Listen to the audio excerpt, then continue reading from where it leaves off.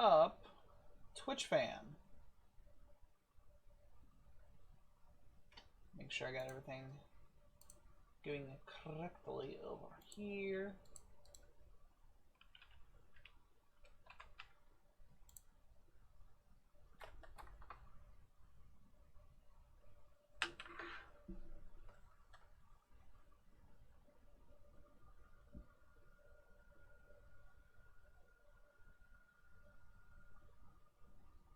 Alright, looks good, looks good. Alright, so as you guys know, we are playing D&D, so thank you guys so much for joining in. You guys are absolutely amazeballs. What we are looking at here is if this thing will ever update. Okay, whatever, fine, it doesn't have to update. I don't really care.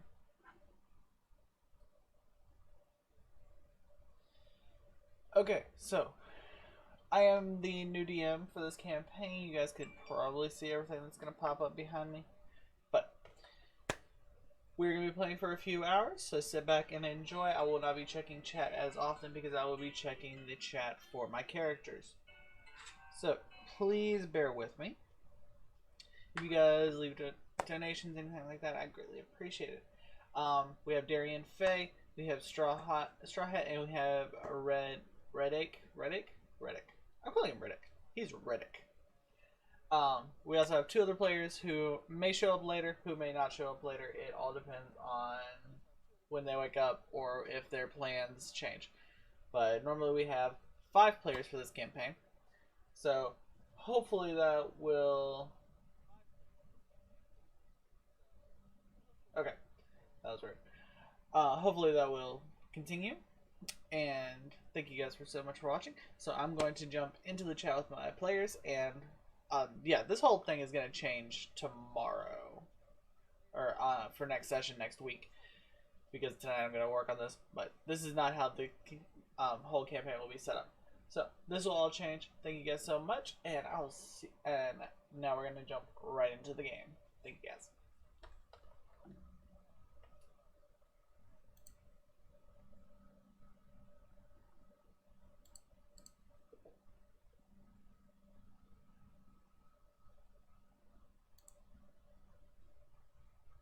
Okay, can everybody hear me? Hello, DM. Hello. How is everybody today? Pretty good. Yeah, Got me some coffee. Got me some coffee. Playing my Switch that I got yesterday. Nice, very nice. Took me forever to find any place that still had them. The only place I can guarantee that had them is Amazon, and they've doubled the price of them. Yeah, I know, right? That's the only reason I didn't buy one. I actually went with the Switch Lite, and I got it at Target for $200. That's not bad, actually. Yep, that's not bad at all. And I mean, honestly, I think I'd most likely be playing it on the go on the handheld than I would be on the actual docking station. So now I'm finally getting a chance to play Sword. I know. I'm like, I have to buy the one for the docking station because I'd be streaming on Twitch. Like, That's fair. Let's be honest. That's exactly what I'd be doing with it. So once I play the heck out of Pokemon for a good while, I'm gonna be getting Animal Crossing. Yeah, that's what everybody's been doing. Animal Crossing looks so good this time. This will be my funny thing is, I really never really had an interest in Animal Crossing. Before I didn't hate it, but all my friends are playing it and they talk about it a lot, and I'm like, you know what, maybe I ought to give this one a try. Yeah, I mean, this one actually looks really interesting. So, all right. I definitely, especially. No, I mean, finish your sentence. You're good. I was gonna say sorry. I definitely hear a lot about it from my girlfriend. Oh yeah. And everything. And pretty much, I'm just taking the day for myself since my birthday was Thursday, but I ended up working all day, so I just took this day for myself. That's pretty much it. Yep. All right. So real quick, my basic DM style is rule of cool. As long as you can make it sound like it makes sense, like within the spell's mechanics, I will let you do it. Like how I was letting Varric basically water bend with his control water. The rules don't explicitly say he could do that, but as long as it was within 10 feet of his body, technically the spell says I can do that. Right, or how my character can turn can pretty much turn water into ice, but I did it without expelling a key point because I was just doing a demonstration of it. Yeah, like as long as it makes a little bit of sense and your DM's okay with it, I love Rule of Cool. Amen to that. I'm also very much a home brewer, so if I if I think that a player is looking up monster stats, I will change those monster stats to something random. It will be the same Oh, monster, but it will be a Who the hell random. does that? Huh? Hold on. Who does that? A lot of people. I've had a lot of. I've been DMing for about 12 years now. I've had a lot of That people is do the that. best thing I've ever heard.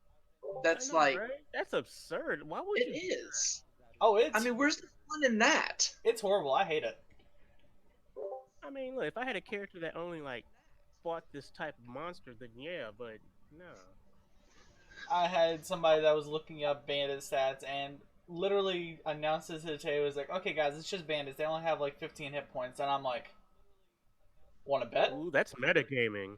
I was That like, is very metagaming. want to bet? And I They proceeded should to have kill that player with a half orc. What was it?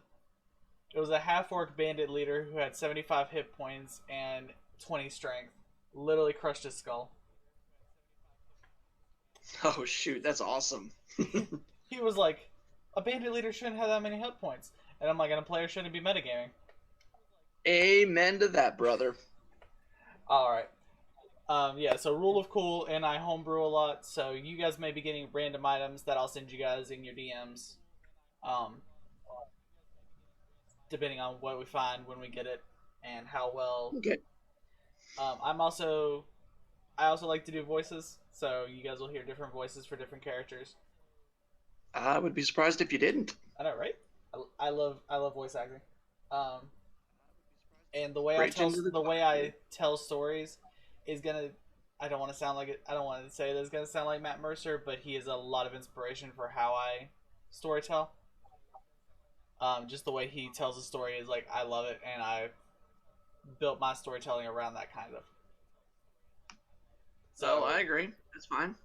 Uh, so yeah, I get into the story a little bit. So when I'm storytelling, all I ask is just listen, and there are some key notes like with what I'm saying. So be sure to remember at least NPCs. Right. That's why I'm taking notes. All right. So apart from that, if you guys have a question for me as the DM, just be sure to be like, "Hey DM," or yeah, basically just say, "Hey DM" to get my attention as the DM. And if you're asking an NPC a question, either say your character is asking or ask for the NPC directly. That way I know Right. That way I know what information you're looking for. All right. Sounds good. Yeah, that sounds great. All right, and if Disternia wants to, she's going to join us later as a player. And Cross is doing something, so he may not be here today. But I have a plan for what his character can do for this session. That's cool. Cool. All right. So is everybody good and ready to go? No, not me, DM. I don't have my character sheet. I got your character sheet, so and it's gonna take me a few minutes to introduce your character. So All By right. the way, I use this. Hold on. You guys. wait, which one had the campaign? I forget. What character or who had the Sea Kings campaign in D&D Beyond? I do not know actually. Yeah, not me. It might have been Cross then. I was like, I knew one of us had made a campaign for it in D&D Beyond and added everybody. I just couldn't remember. Are we which gonna one. be Are we gonna be using D&D Beyond for our character sheets to mark stuff down? Yes. Okay, let me go into that real quick. Knew there was something I was forgetting. And I have y'all's character sheets pulled up just for a quick reference to make sure I know what y'all are. Right. Okay, I need to open one more thing. I don't have my Dungeon Master's guide up. I had every other book up. I don't have my DM guide up yet. Okay. Alright. 15. All right. Yeah, it was Cross that had the Sea Kings campaign. Okay, that's what I thought. Okay. So far, Varric and my character are the only ones in there. Alright, well, I'll get Yeah, I'll get the link for that. That way we can add Red and Darian if they want. Right. What am I looking for? Where is it? Where is it? There it is. Good part about having a beefy computer. I'm able to basically run multiple programs. Bad thing, I have not organized my files. It took me like forever to find this book. Alright. So with that being said, let's go ahead and jump into session 2. Sweet. Alright. In our last session, the crew of the... Oh, what was the name of it? Kraken's Maw. The crew of the Kraken's Maw was on their way to an abandoned sea temple about 500 miles away from Saltmarsh, or roughly 150 leagues. On that journey, they passed a enormous sinkhole in the ocean, met up with the Ghost of the Dead, a mind flare on a skeletal ship in this deep purple fog. Varric Neptune squared off with this very Davy Jones looking mind flare and escaped with his life and his sanity.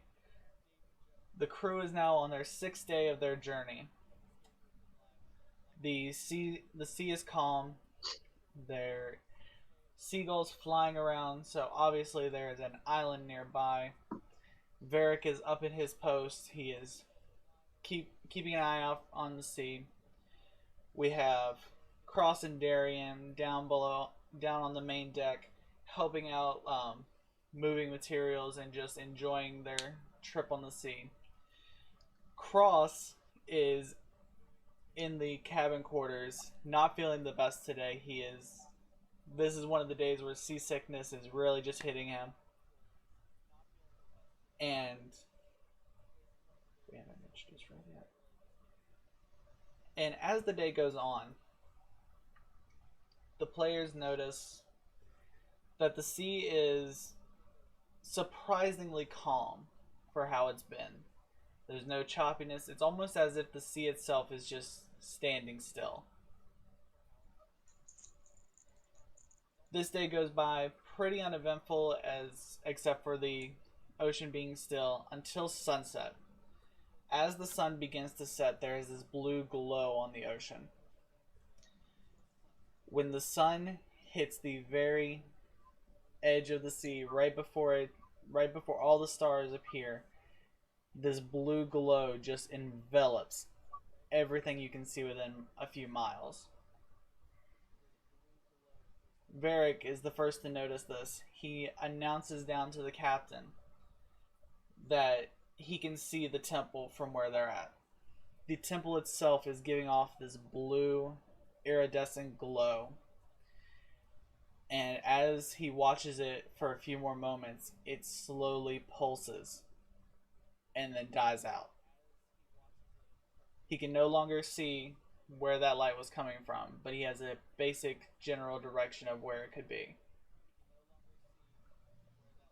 On the 7th day, as the ship is coming closer, you're about 5 miles out from where you believe the blue glow to be from.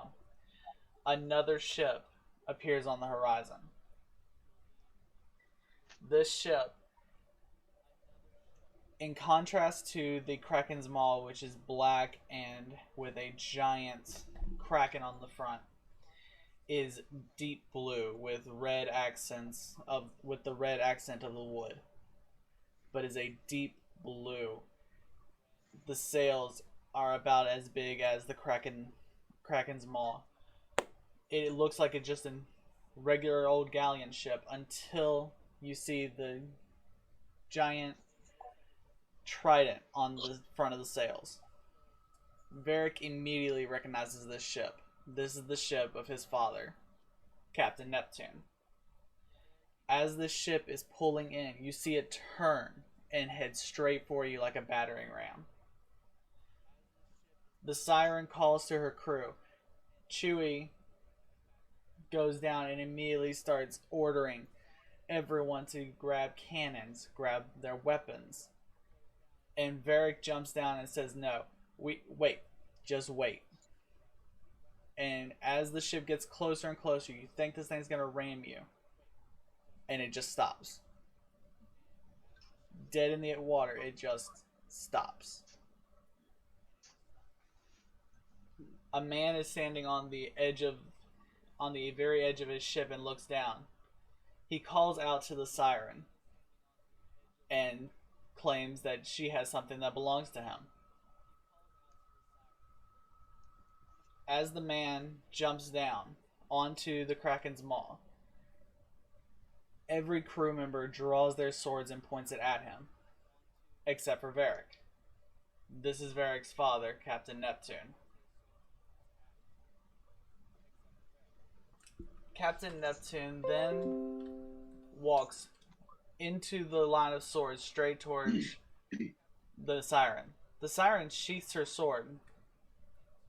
Her crew slowly and wearily follows suit. Captain Neptune stands well above her, standing at almost 7 foot tall, looks down on her, and is like, just laughing. It's like, it's been a long time that they've seen each other. They shake hands, even though the siren's like, what in the world do you want? They go into the captain's quarters for a few moments and have a discussion. As this is happening, Jupiter, go ahead and give me a perception check. Perception check. Will do. Right. Just a normal perception? Yep, just normal perception. Straight roll. Okay. Alright, let's see. Alright, here I go perceptioning.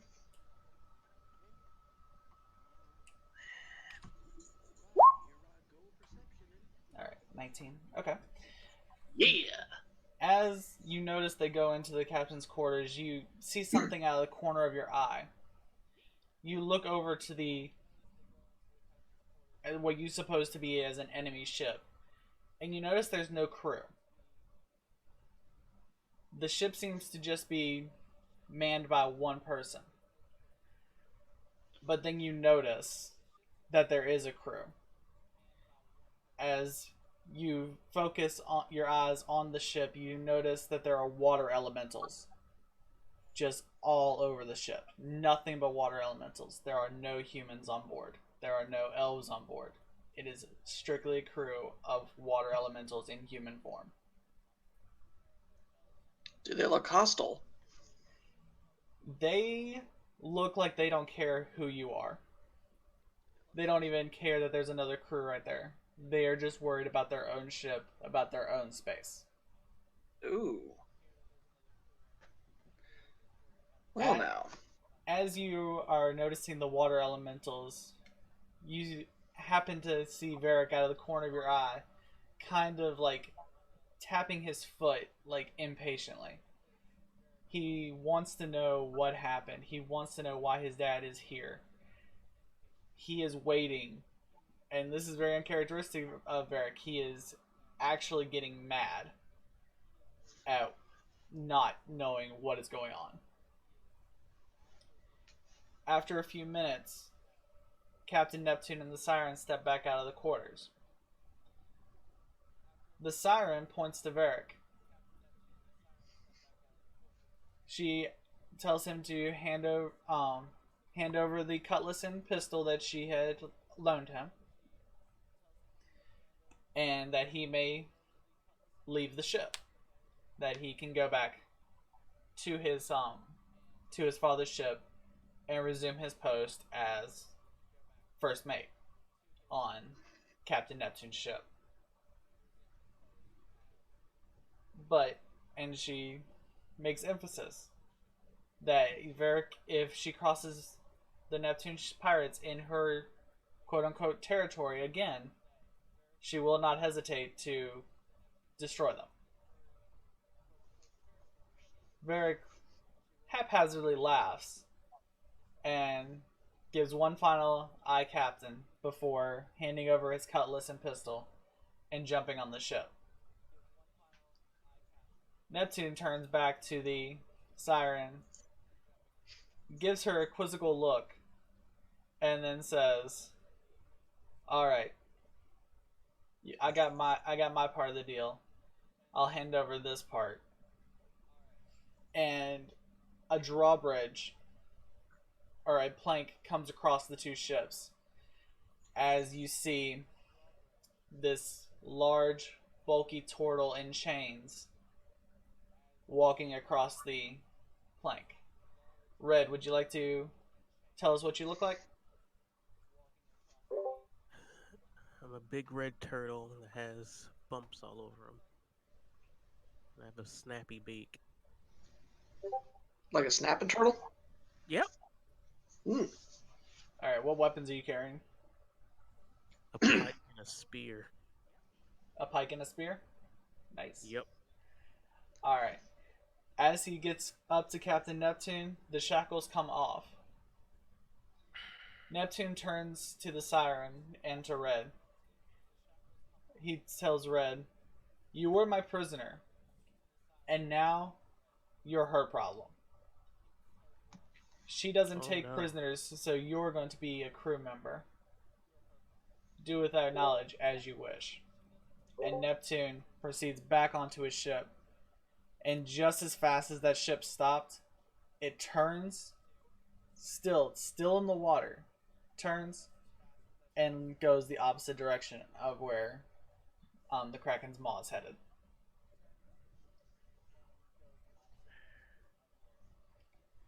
As the ship gets further and further out,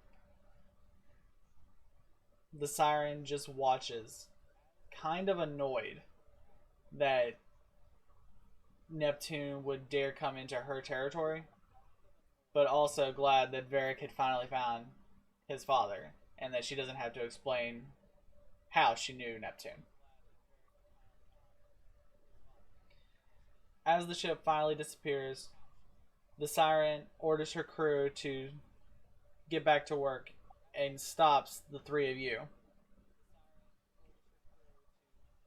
And looks to Darian and then back at Red. She simply states that it is Darian's responsibility to show Red around the ship and that we will be at our destination within the next hour or so. So make it quick. For basic reference, the main deck has, what did we say, 50 cannons on the top? No, it was 60 cannons total. There are 30 cannons on the main deck and then 30 cannons on the lower deck. The poop deck is on the lower deck towards the rear. Port side is to the left of the ship if you're facing forward, and port is on the right side if you're facing forward.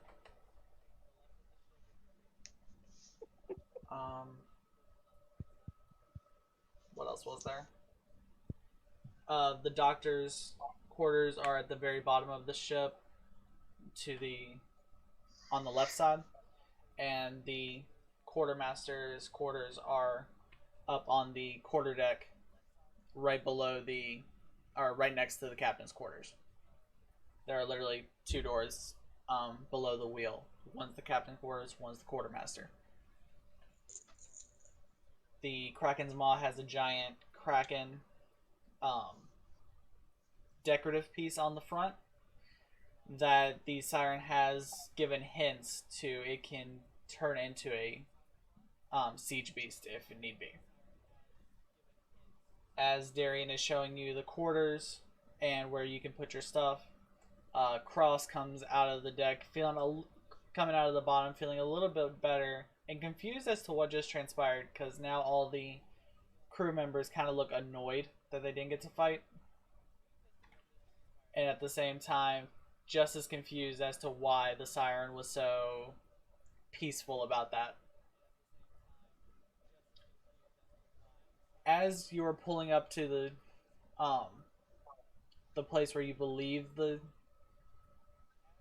temple to be, the blue glow begins to pulse again, and you notice that you are literally right above the temple. That blue glow pulses for about 5 minutes and then stops again. Alright. The siren comes down off of her. Off of the. I can't remember what it's called now. She comes off the quarterdeck down onto the main deck and calls the four of you over to her, and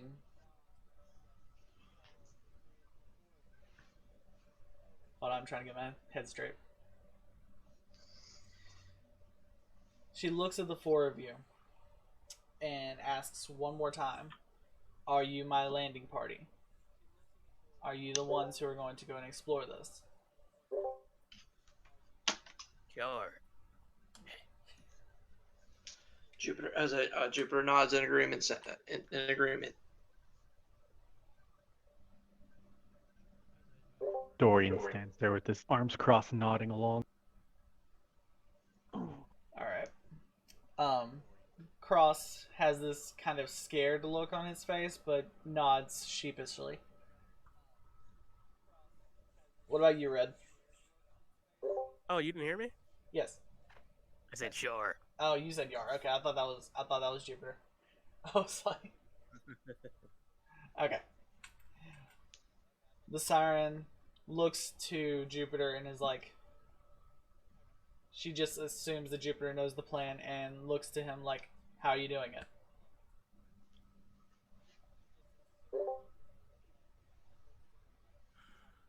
Honestly out of character, I don't know the plan. She looks to the other three, or to Darian and to Cross, like, anytime now, if y'all have an idea. You can tell that her mood is not the best right now, so.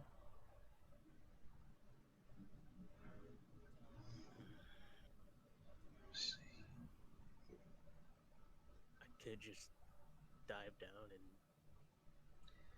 see what's From what you can tell, the closest entrance is about 100 feet underwater. Oh, that's not that bad. It's really not. You say that as you're talking. That's right. You're talking about the big ball of like blue energy that's like in the middle of the ocean.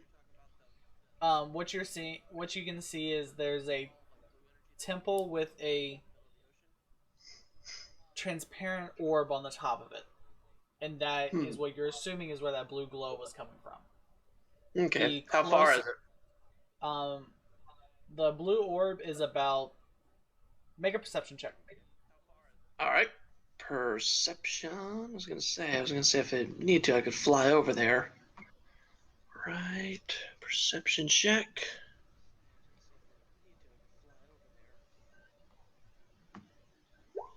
Oh. 8. You want to assume that the orb is only 30 to 40 feet underwater, but because of the distortion of light and water, you really cannot tell.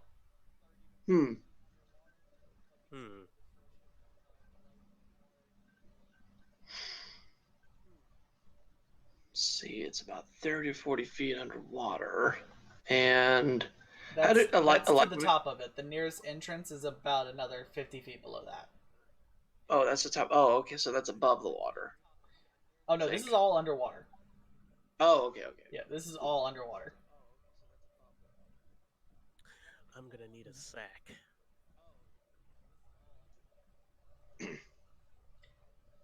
Or a backpack, or an empty backpack. As you guys are trying to discuss and figure out a plan, Chewie comes over with, and you're not entirely sure how he's carrying this, a giant brass bell big enough to hold at least 4 people in it, and just grunts. He is telling you guys that if we basically lower you guys down into the water with this on top of you, you can breathe. At least for a couple 100 feet.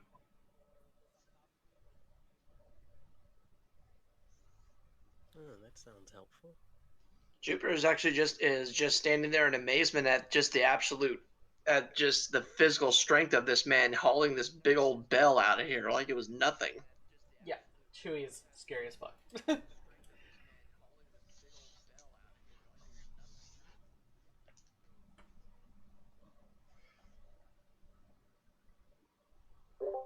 Alright, so... Alright, so we're going to be having an underwater adventure. Yes. Crack. Alright, Cross looks at the bell and he runs a quick estimation in his head and determines that that should work. But unless we have a way to stabilize it to the ship, the current is going to carry that bell away from where you need to be. The siren agrees with this and thinks about it for a moment before telling the navigator to pull up about 45 to move the ship about 50 feet away from where they currently are. She literally just wants him to get far enough away that her plan might work. As the ship is moving, she orders Chewie to load the crossbow with a metal arrow and a metal chain attached to it. Once they get into a suitable position, the siren orders Chewie to aim the crossbow at the orb itself, or right below it, and fire the crossbow directly into the water. As he does, the crossbow goes in or fires off into the water. You can see this trail of bubbles coming up, and as it makes contact with the old brick of the temple, it gets stuck in there. There is now a taut chain going from the temple to the ship, and Chewie begins to tie the chain to the bell.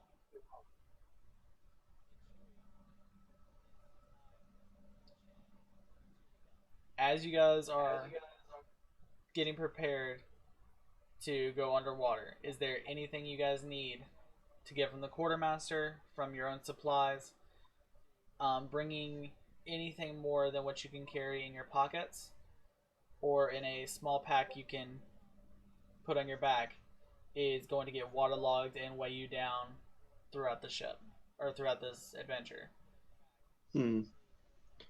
All right. Other than other than my darts and my sword, I think the only other thing that I'd need to be see, what would I need? I'm gonna need a waterproof pack then. That's a thing. Before this journey began, the quartermaster did waterproof everybody's satchels just in case. So your packs are already waterproofed. Oh, cool. And I guess I'll probably just bring a few things. Let me see. I'll probably just bring a few rations. Okay. Let's see.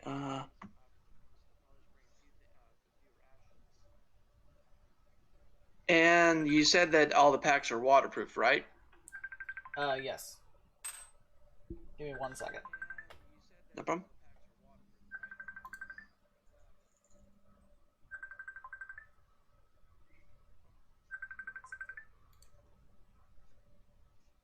Yeah. Hey, we're almost there. We'll be there in like 2 seconds, okay? So please be ready. Come down and get your shoes on or whatever, okay? We can make this in like a 5-second trip, I promise. Alright. Then I'll let them know and... I'll be back. Alright, love you, bye. Yeah, just tell them that you'll be right back, I promise, because I'm using the bathroom. Alright. Alright, bye.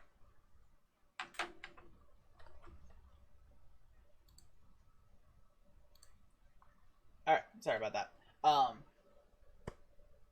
Where were we? Water packs being waterproofed. Alright, my wife's gonna be here in Okay. a minute and I gotta go grab some stuff and then I'll be right back. But Okay, no problem. Alright. so packs are waterproofed, you guys are grabbing your rations. All right, yeah, a few rations, and I'll probably grab my tinderbox and a torch or two just in case. Okay. I have on my person. So. Alright, then I will be. I couldn't hear you, Red. Oh, I'm ready. I'm Okay, you're already ready?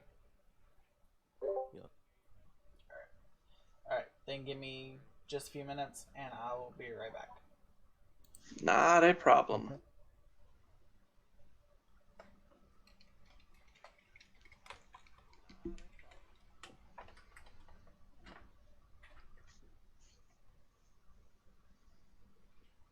You guys played Deadlands before? I actually have not. Yeah, me either. I've always wanted to play it though. I mean, I bought the book. It's No, pretty I much haven't played. Yeah, it's pretty much a part of the Savage Land system. I never played the Savage Lands.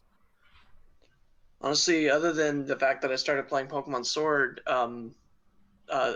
yesterday, most of the two games that I've actually been playing continually this week is I've been interchanging between Grand Theft Auto 5 and Red Dead Redemption 2. Cool. I've been playing a lot of XCOM because I do want to play that new XCOM that came out. Right. Actually, Red Dead 2 is probably the first time I've actually ever played a Red Dead Redemption game. I've seen a lot of footage and watched a lot of stuff on the first one, and it looked like a really fun game. I just never got a chance to really actually go around to play it. But I do like the old West Trust me, setting you'll that they. love it. So what? Trust me, you'll love it because Okay. they pretty much took all their knowledge from GTA and put it in Western, and it's amazing. Right. It's just a little bit difficult that the vehicle that I'm going to be riding on can actually like the horse actually dies and you actually have to try to find another one in that versus GTA if if your vehicle gets destroyed, you just call the insurance and then bring it back. That's all right. Different setting, different time period, and I like it.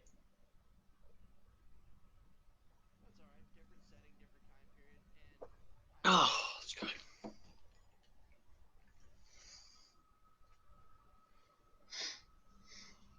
I also just want to let everybody know I apologize for the random jingling that's going around on my end. My roommate's cat is kind of just going wherever the hell she wants to in my room. Now she's just sleeping on the bed, but just giving you a heads up in case y'all ever wonder what the hell's that jingling.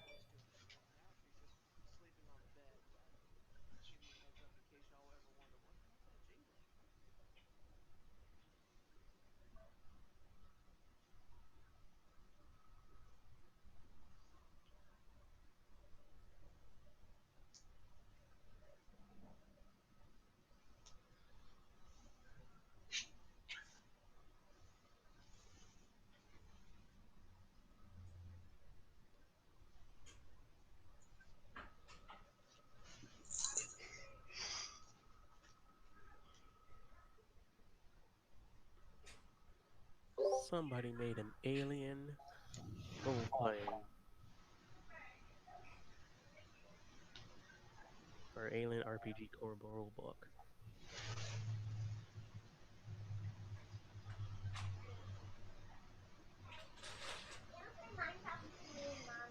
In a little bit, I'm doing something first.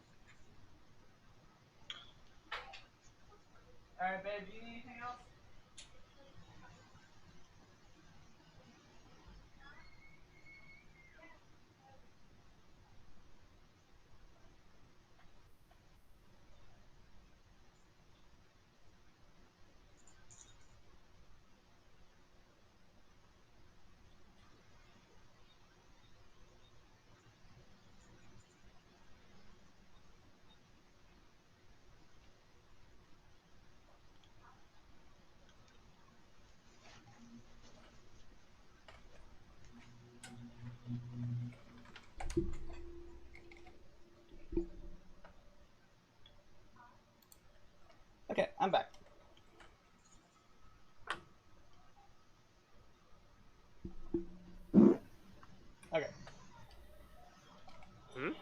So you guys are all ready, prepared?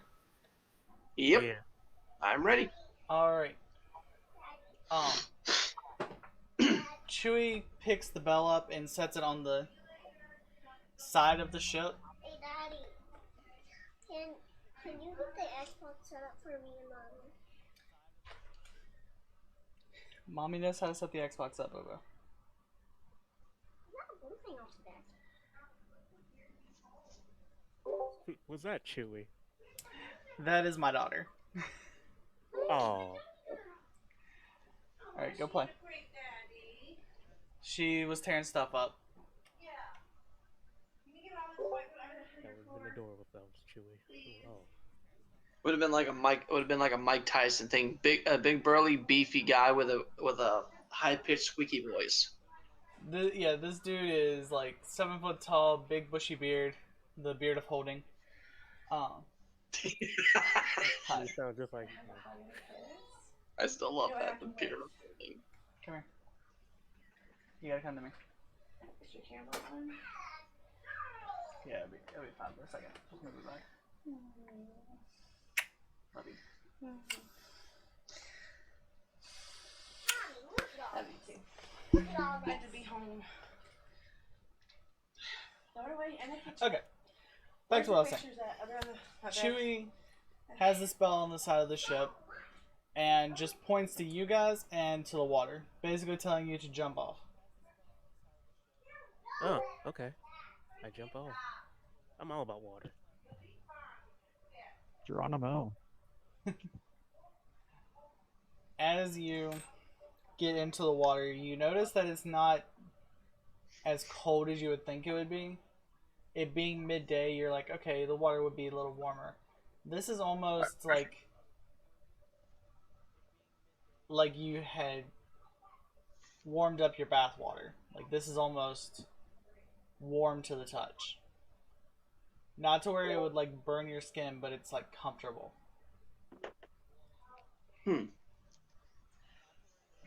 As you're coming to this realization, you notice there is a bell now plummeting towards you.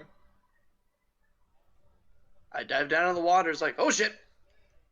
I swim to the side or something. As the bell hits the water, the siren tells you guys to swim up under it quickly before it sinks too far. All right, With- I swim up under it. As you guys get in there, Darian, Jupiter, and Cross, y'all feel like y'all have plenty of room until Red gets up in there.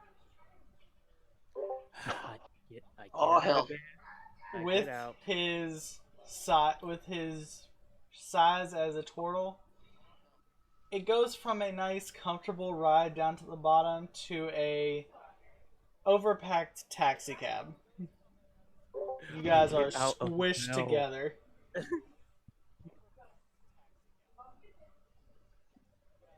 The siren orders one of her crew members, a Triton woman, to jump in the water and lead the expedition down into the water. She wants this Triton just to push the bell until it gets to the temple, and then come back to the ship. As you guys are moving slowly, about 100 feet from the ship to the temple, the water slowly gets colder and colder. And when you finally reach the temple, the water is almost ice. It was such a drastic change going from the warm surface water to now this almost Arctic ocean near this temple. The Triton comes around and taps on the bell. She softly taps on the bell, but it's still being a bell. Your ears begin to ring just a little bit. Jupiter's just sitting there, just trying not to wince at. Just like, it's all part of your training. It's all part of your training.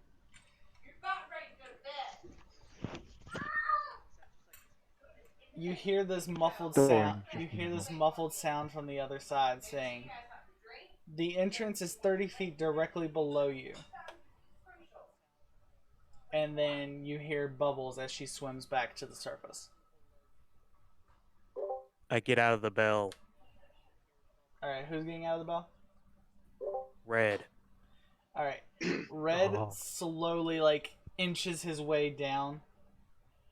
And you hear his spines on his shell just scratch the bell. I need everybody to make a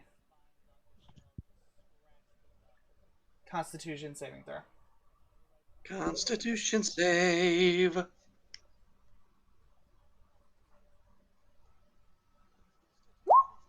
Well, everybody except for Red. Red didn't have to make it because he would be used to this. Thank you.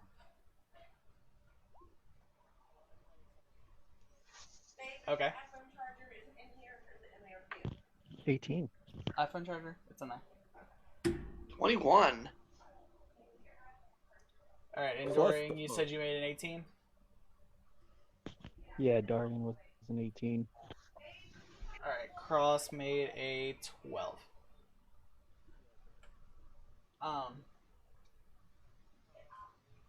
Darian and Jupiter, you guys take...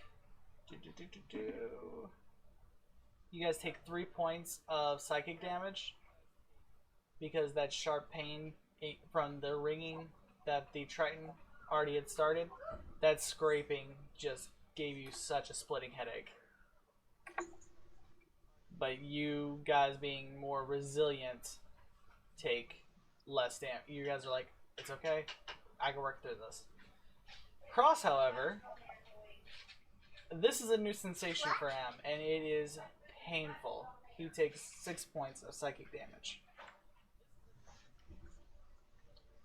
Which, let me just double check something. Because that might actually be bad for him. Yeah, it's not the best. Okay. As Red finally gets out and y'all's headaches slowly subside, Red, are you just going straight down to the door? Yeah. Alright. Red just starts slowly sinking down. His weight as a turtle just lets him just go down. And you can hold your Legs breath crossed. up for an hour, so you should be good. Yep. I was actually just about to ask if can turtles breathe underwater? They cannot breathe Yeah. underwater, but they can hold their breath. Oh no. Varric was the one that could breathe underwater. Right, because I think he was a water genasi, right? Yep. That was like literally the specific reason I picked that race. I was like, wait, we're gonna be pirates? I'm going swimming. Yeah, now we lost our bubble air guy. Yep. That part was not planned. Alright, who's next? All right, I'm gonna jump down. I'm just gonna head out into the water and start following Red. Alright, I would say that the door is close enough you don't really have a problem holding your breath to get down there. Sweet. Alright, and next is Dorian or Cross? Dorian, Alright. take a deep breath, pull my great sword, and just start to dive down. Alright. I will say that carrying, since you do have a greatsword, you can't unsheath it in the bell. So, like, you can take your Okay. deep breath and as you're going down, pull it. But there's not enough room in that bell for you to actually pull it out. Okay. And No. Cross, as he's the last one in the bell and recovering from his headache, he casts Fairy Light all the way down to the door. That way you guys can see. Holds his breath and then dives down following you. Nice. Alright, as you guys get to this door, it is not a simple open sesame. It is this big stone door. Cross has the sensation that he knows that this is a magic door. but it's not trapped. It just feels like something needs to be done for this door to open. As Red steps forward, the blue light begins to pulse again. You look up, and that blue light illuminates the entire ocean. Everybody make a perception check real quick. Can do. The bag is right there. It's on the other side of the. It's right next to the bathroom, baby. All right. Perception.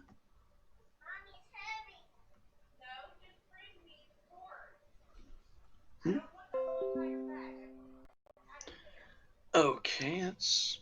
Hold on. I clicked it. Didn't go through. Let me try again. There we go. 17. Forgot I was muted. 23.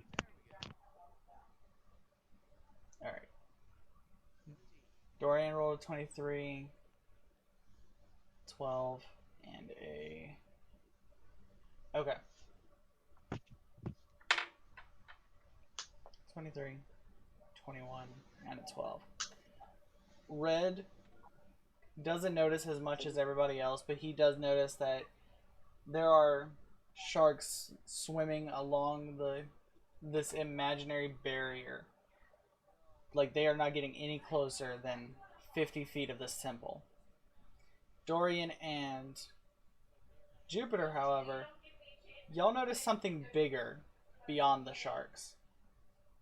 There is this long serpent just swimming around, but is not getting any closer to the temple. This long serpent. It doesn't quite look like a python or any kind of snake, but it doesn't look like a dragon either. You're not entirely sure what it is, but you just take note that there is this big creature swimming outside this temple.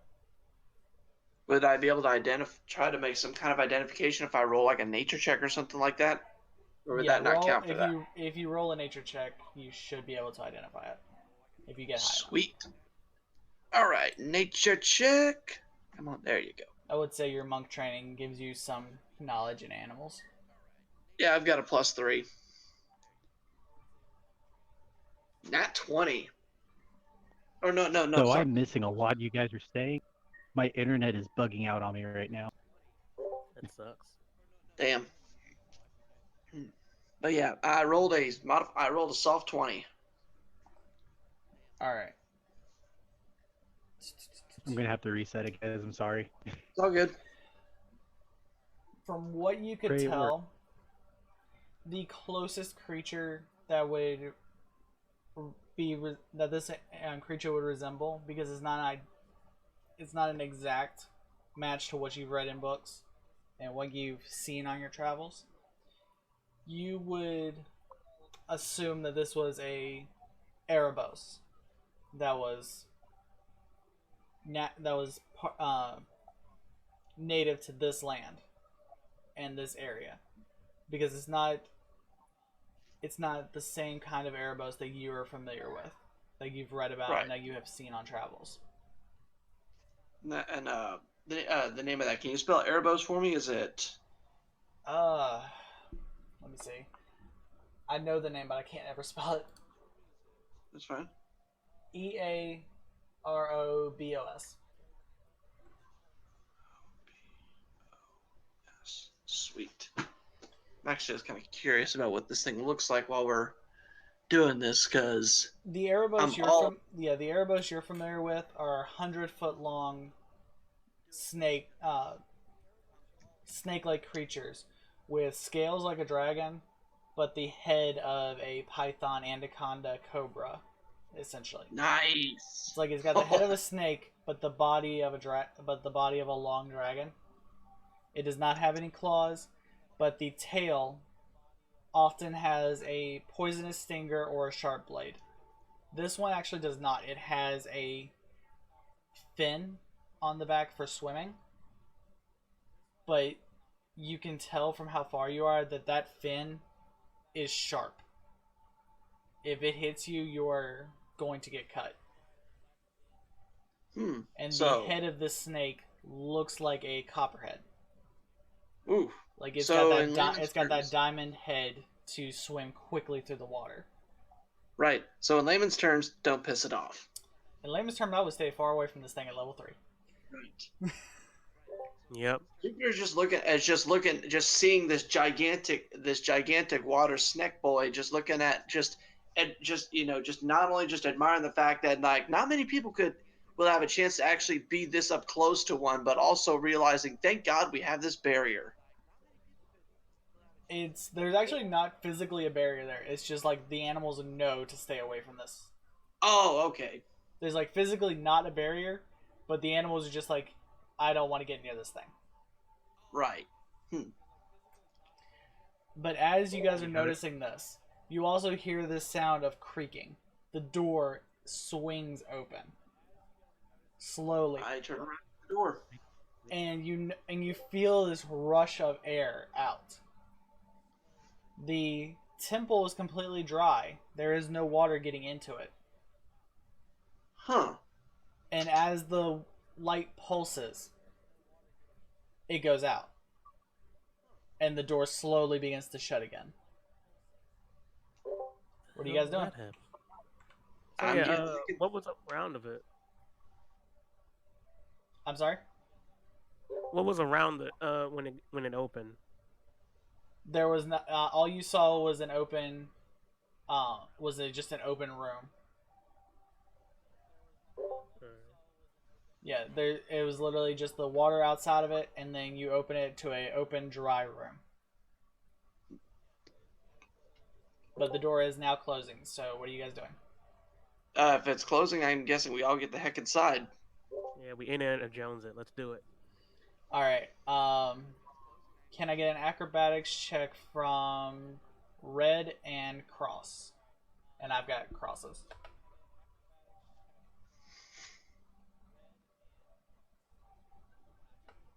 I'm rolling kind of mediocre lately. Hey, get all the bad rolls out before combat. Amen to It's that. not really bad. It's just mediocre. Alright, you got a 14 and Cross got a 17. Alright, y'all both passed the acrobatics check. You guys get in the door. Red, as you're the last one getting in, the door closes on one of your spines and breaks it off. You don't really feel the initial pain of it, but then you hear that crack and you're just like, oh my god. Because this was a big stone door that just like slammed on your shell. Ow. Yeah, you don't take any damage for it, but you have this sense of like, this door just took my damn shell. Okay. As you guys come in, the fairy lights have faded outside, and Cross begins to cast a new set of fairy lights and throws them about 10 feet apart until the end of the room. This room is a... let me pull it up. And I'll show you guys how big this room is. Yeah. Where is it? This one. Okay.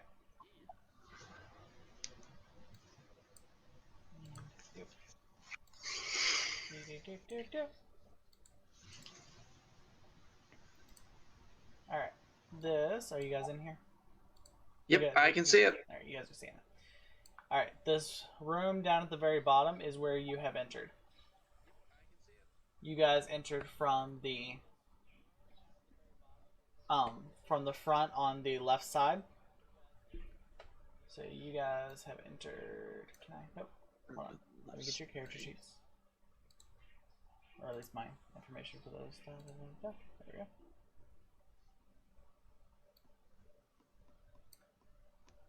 Really? Oh wait, that's how I have to do it. Give me a second. I think. Yes. Alright. You guys are...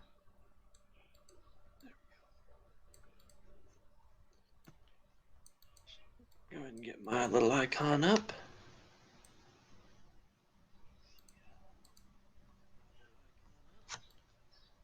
Character sheet.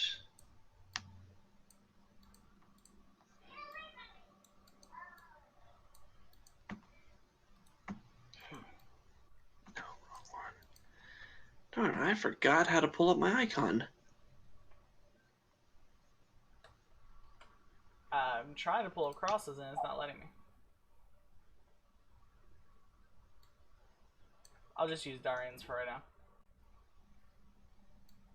Mm-hmm.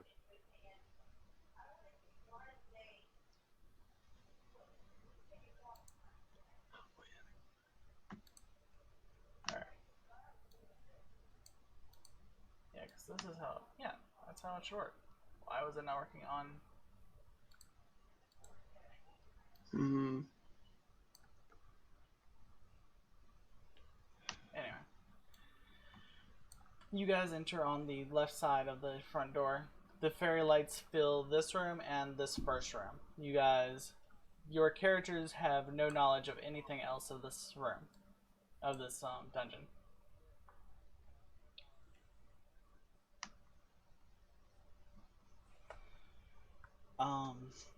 As the fairy lights illuminate, you notice that the room is suspiciously dry.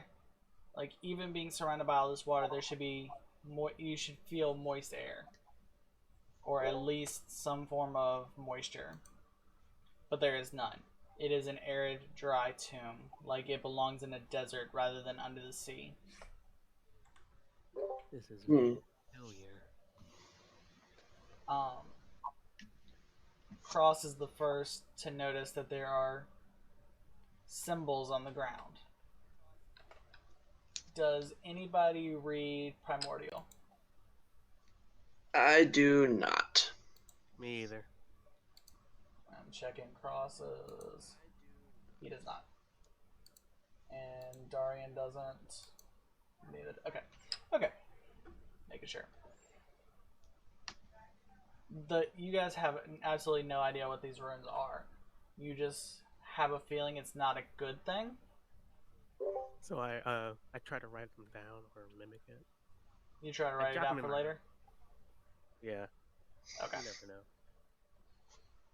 I don't have anything to write on me, so my character can't write anything down.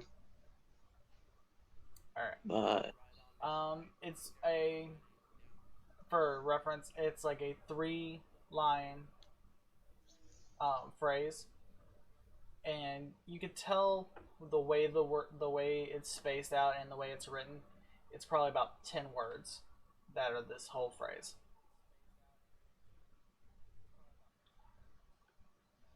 As you're walking deeper into the temple, lights begin to flicker on. Torches just ignite. Somebody is here, or something is here. I'm gonna try to keep an ear open to see if I can maybe hear if it sounds like anything's moving around or if something's like kind of a general like sensing some kind of presence or something like that. You don't sense anything right now. Damn. Yep. You know something is here, but you do not feel it anywhere near you, and you have no physical proof that something actually is here. As you guys walk into the first main room, all the lights are now lit and you can see 2 doorways. One about 100 feet. One about 100 feet in front of you and the other about 30 feet off to your left. Which one do you want to take? Over. Actually, I'm going to peek in this way. Oh, is there a door here? Neither one of them have physical doors. They're just doorways. Kind of like arches. Okay, I'm gonna peek. I'm gonna go in this corner and peek in it. All right, so you're gonna go to the left when I peek in. Yes. The room is dark. Roll a perception check. Perception it is. At disadvantage.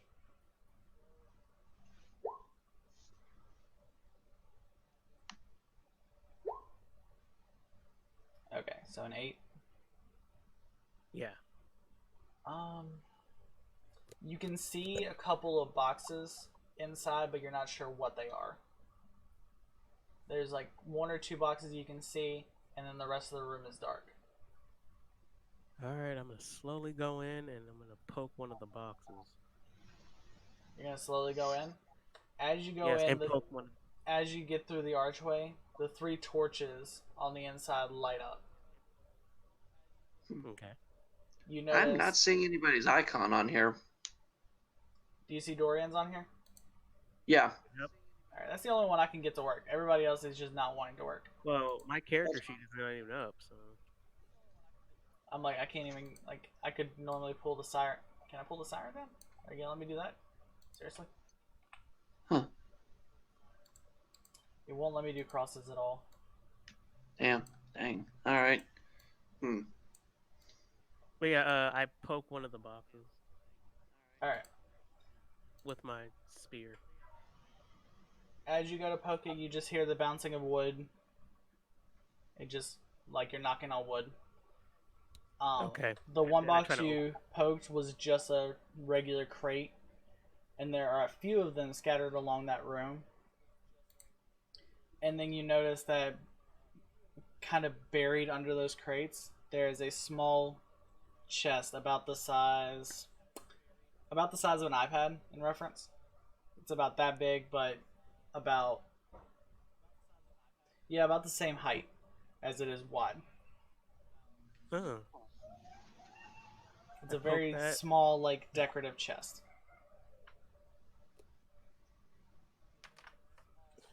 And you are the only one in this room. So do you want to let everybody else know, or do you want to take it for yourself? No, I poke my head out right here. Go, hey guys, I found some stuff. Alright. What is Jupiter? I'll walk over to where he is. Alright, you guys are moving in? Yep. Just keeping a general eye out in case something seems off. Okay. And Darian's trying to get his internet back up, so he comes over and joins you as well.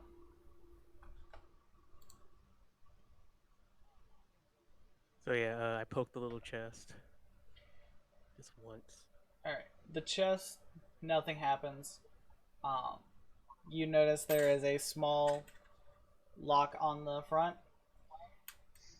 It looks just like a brass lock. You can either pick it, or it's small enough you could probably easily break it. I'm gonna use my strength. Alright, you wanna break it?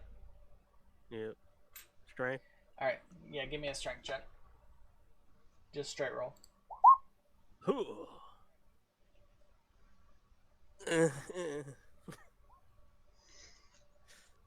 That's what 12 strength, that'll do it.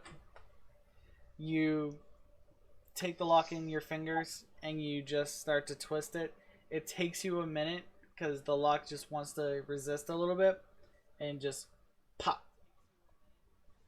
The lock opens. Oh, damn.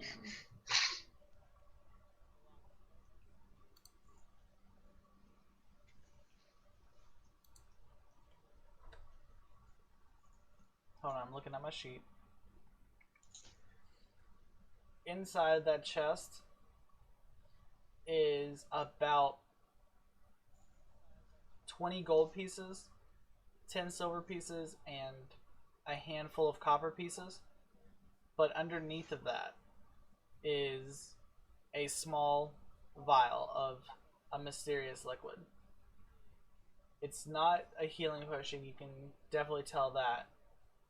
But you don't know what this mysterious liquid is. It's white and filmy, and it looks like it's moving in the bottle, like smoke inside of a bottle. But it's definitely a liquid. Alright, so I take 10 gold pieces and the liquid. Just remember, your contract says that you guys have to, any gold you find in here, you have to bring back to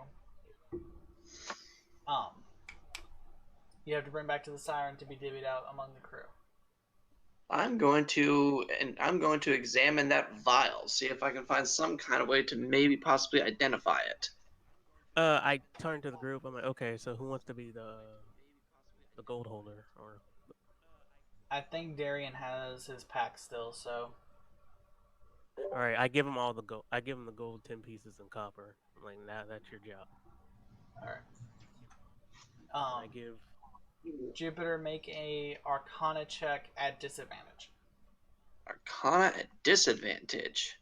Okay. This is something not many people have seen, so it's gonna be. Right. Disadvantage. Arcana. And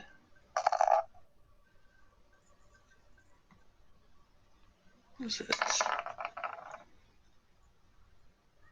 It would be a 12. Okay. I believe I'm getting that right. All right. So it's Or wait. You have heard stories about similar liquids, but this is different.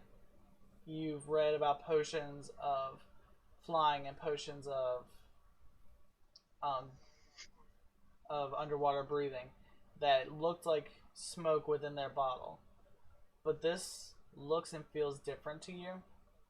So you just stow it away in your pack for later.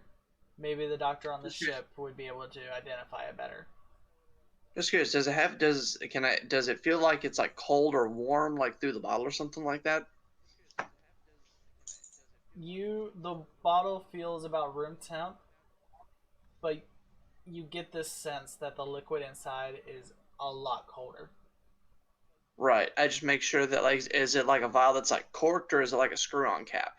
It's corked. Okay, I make sure that the cork is on there good and tight so it doesn't pop off, like pop off in my pack. Okay. Okay. All right. The rest of the crates in the room, you kind of open and just check.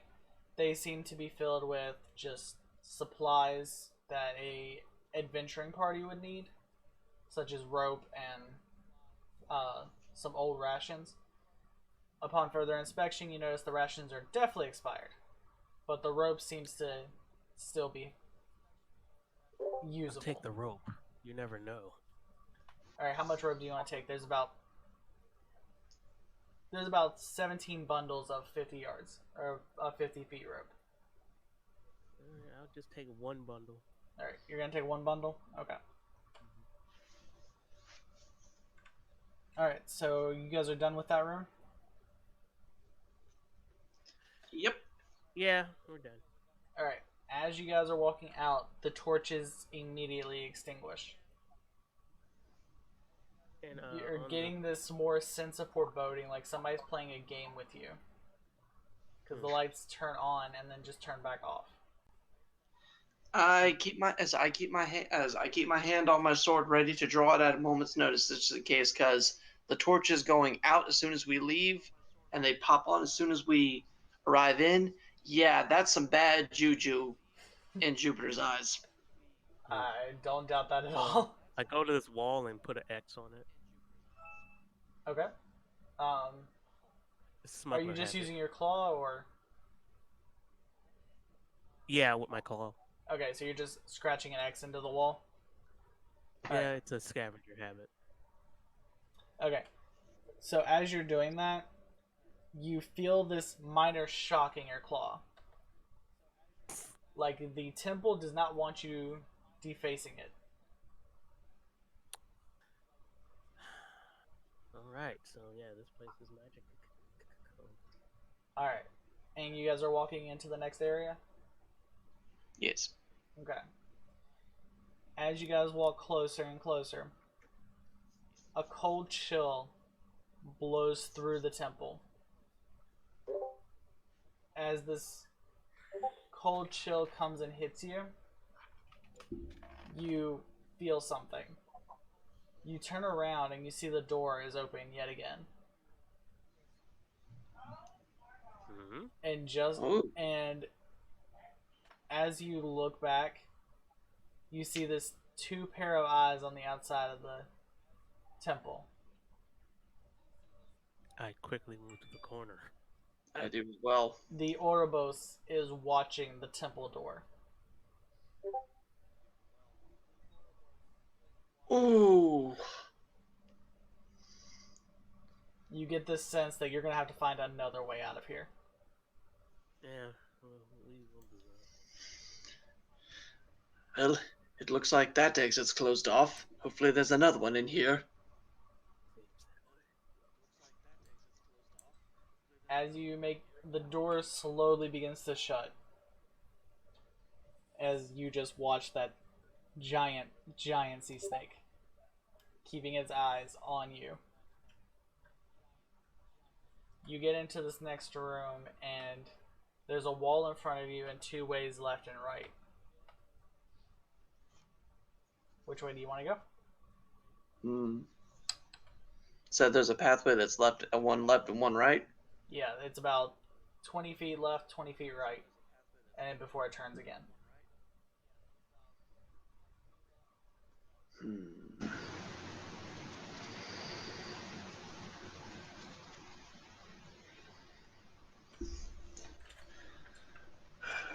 I'd probably say maybe let's go right. Alright, that's one vote for right. Yeah, let's do that. Cross is just hanging out in the back and like just going with whatever y'all say. Yeah, I'm going right also. Darian looks left and right. He doesn't care which way as long as he gets to fight something soon. Alright, so we're going to the right. As you go, you notice it's just going to turn right again. And that's just going to lead to another right turn. But as you turn right, the first time, you notice there's a small stairway to your left, or to your right again. Like right there on your right side, there's a small stairway. It leads down further into the temple. But unlike this part that's dry, you can see water on the stairs. It looks like whatever's down there has been flooded.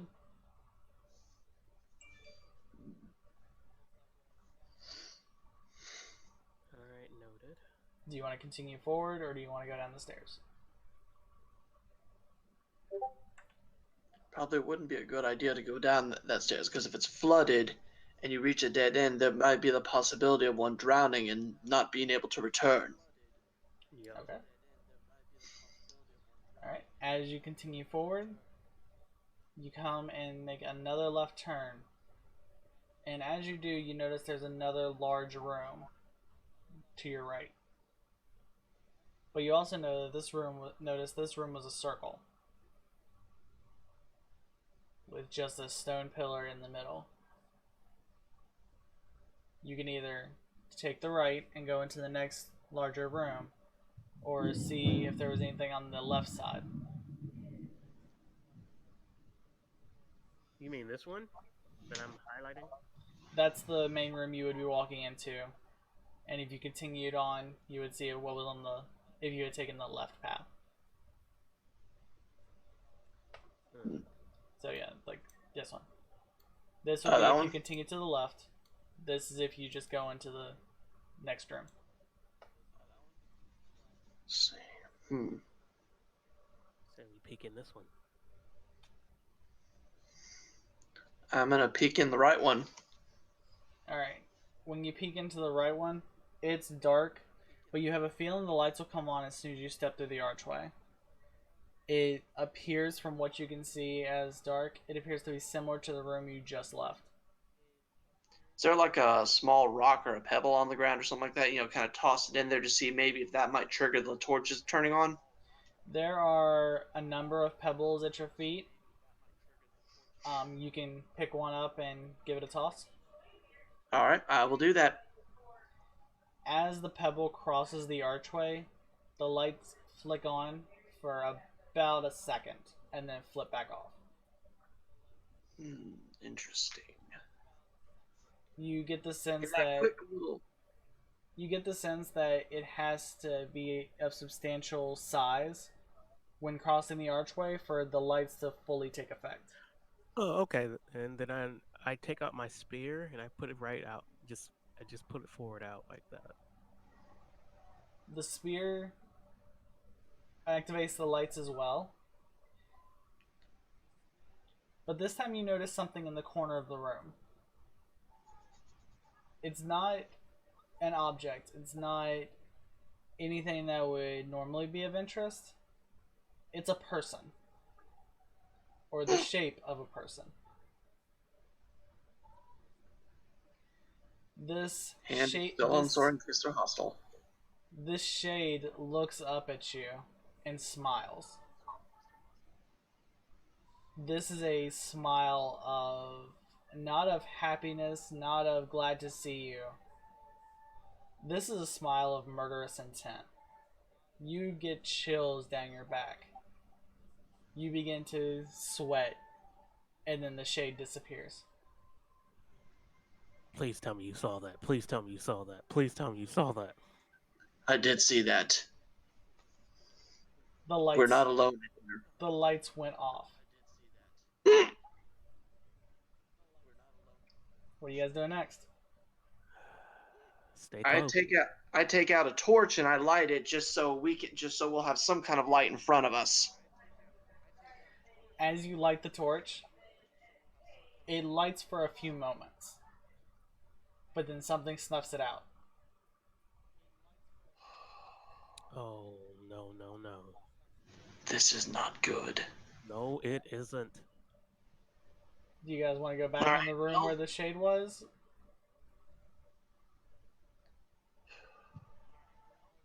Jupiter, you notice that the shade's presence is no longer there.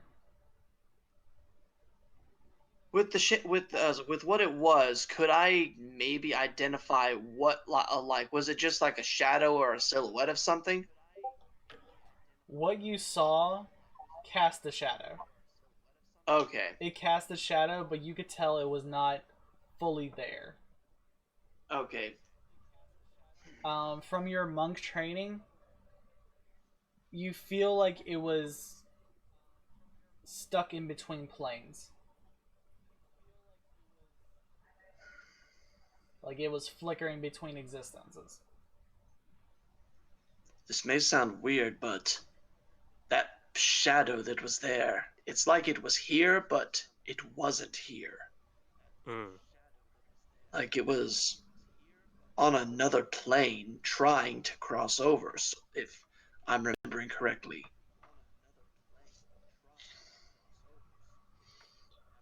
But I don't sense its presence here.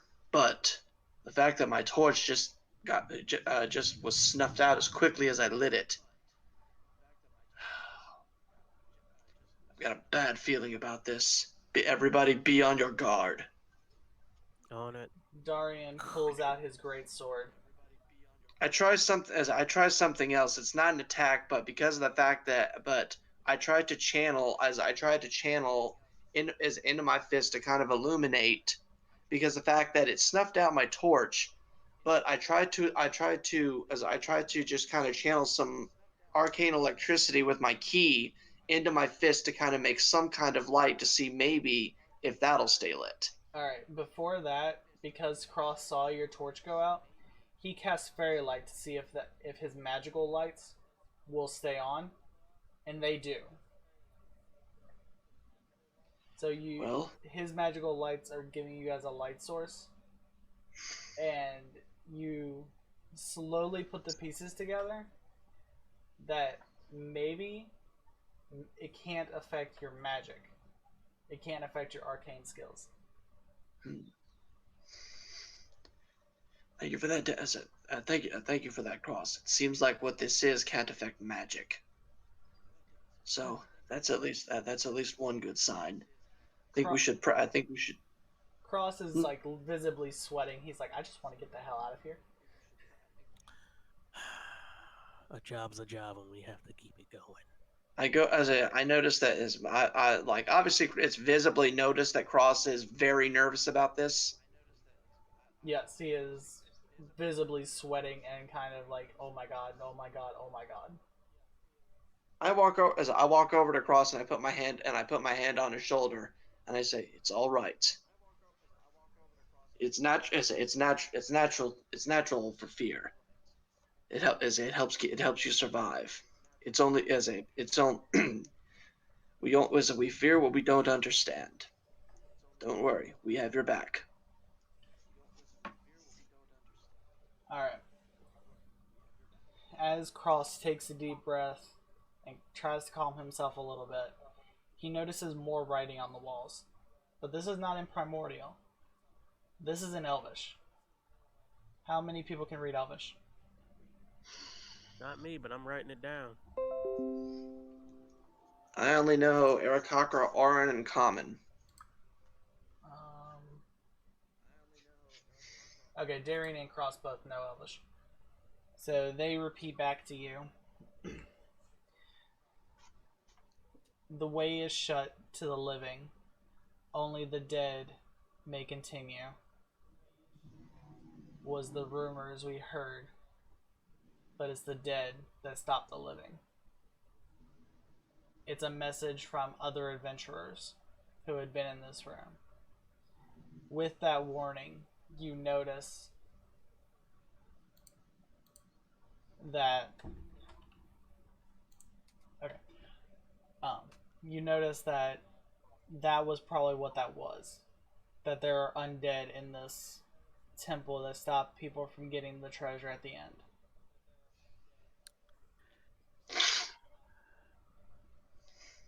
So, shall we continue?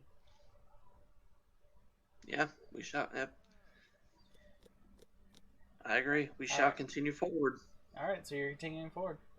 As you walk through the gateway, the lights turn back on. Darian in the front, having his greatsword ready, looks around. My hand sword ready. Looks around. There's nothing. The room is completely empty. But now, instead of an arid, dry feeling, it feels like a cold mist is in the air. Where you were visibly sweating in the hallway, you are now chilled. It feels sort of like air conditioning, but in a much more sinister way. Again, there are two doors, similar to the room is almost identical to the room you came out of at the beginning. Well, same procedure. Peek through this little cone. This time you can't see anything. The room is pitch black. There's nothing that the light is touching that you can notice out the... I put my spear in. As you put your spear in, the light comes on for a moment, and there is a single chest. This chest is much larger than the one in the other room.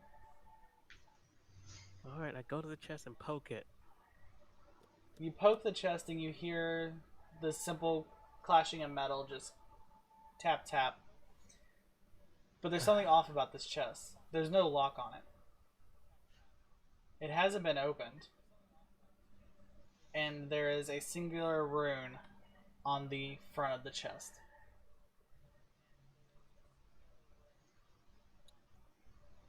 Jupiter, you don't speak Infernal, do you? Nope. But you recognize that symbol as a Infernal rune. From your studies. You don't speak it, but you recognize that to be an Infernal a rune they used in Hell, essentially. Wait, is it what you said? A rune used in what? Used in what? Used in the Hells. Used in the Hells. In the Infernal realms. I don't know what it says, but I know that character. I know that that's infernal. If I remember in my studies, that I learned with my master, it looks like it was used in one of the hells. Should we leave it or open it? Now, you guys have two options. You can open the chest because there's no lock on it, but it is, or you can leave it because it is too big to carry.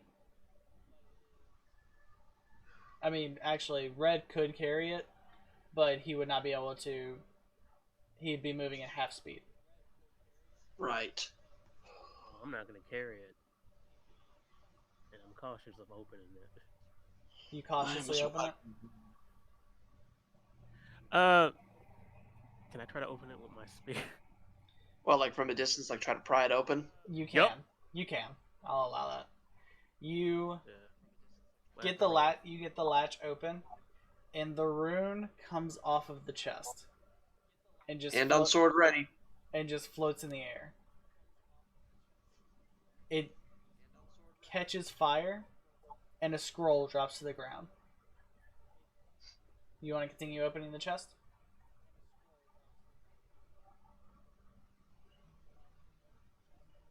Yeah. As you creak the chest open, a small light appears from inside. The same blue light that was shining around the fortress, around the temple. You pry it open, and there is one singular orb that just has that constant glow within it. There is this swirling liquid like smoke inside. It's similar to the flask you found earlier, but this is much more condensed and much deeper color. Interesting. Cross feels immense magic power from this. I take out the vial from my pack and I hold it, and I like how close are we to this orb? Are we like right up to where the chest is? You guys are about 10 feet from it. All right, Like, I just walk long maybe enough, about. just like you're at the very like tip of his reach with the spear. All right, I take out the vial and I just kind of hold it up to see if there's any kind of reaction. There is no reaction. They are two different liquids.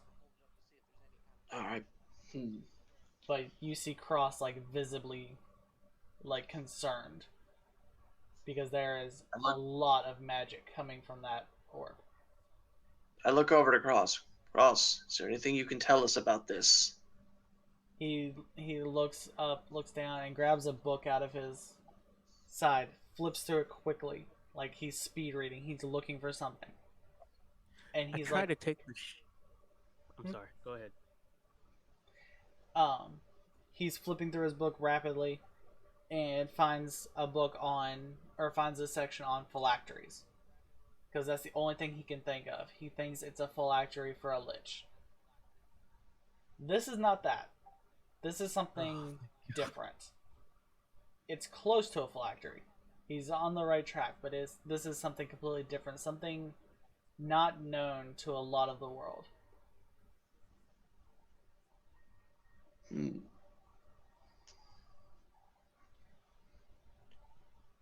guys vaguely remember a story Varric told you on one of the voyages about how his mother was a djinn, and that her bottle that his dad had found had a blue swirling liquid in it, much similar to the two vials you have, but those affected the area around them greatly. A djinn's bottle would affect everything around it rapidly. Such as a water djinn, the room would be flooded if that was it. An air djinn, the room would be filled with different kinds of humidities. That kind of thing. These are similar to that, but not in a full effect like you would expect.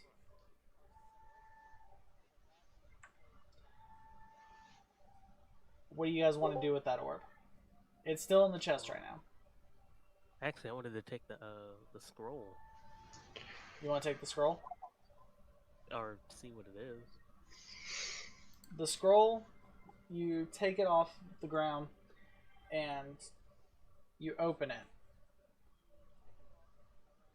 It is written in common, which is odd. That everything in this, the rune was infernal. There was elven writing on the wall outside this room. There was primordial written at the front door, and yet now this is in common. Somebody planted this here. Somebody recently planted this here. I'm gonna walk over to the orb. Go a little closer. Y'all want to know what the scroll said, or no? Well, yeah. wait. Yeah. When I feel him walking past, I stop him. I stop him for a minute. Okay. Be careful. I will. What does the scroll say, by the way? The scroll says, "Be careful. The orb cannot harm you by itself, but be careful of where you bring it. It's locked in this chest to keep it safe. It's not ready for the world of man yet." And it's signed in Elvish. And Cross looks over at it and recognizes the name, but he's not sure how. The name is Teventer. That's all it says is Teventer. Teventer.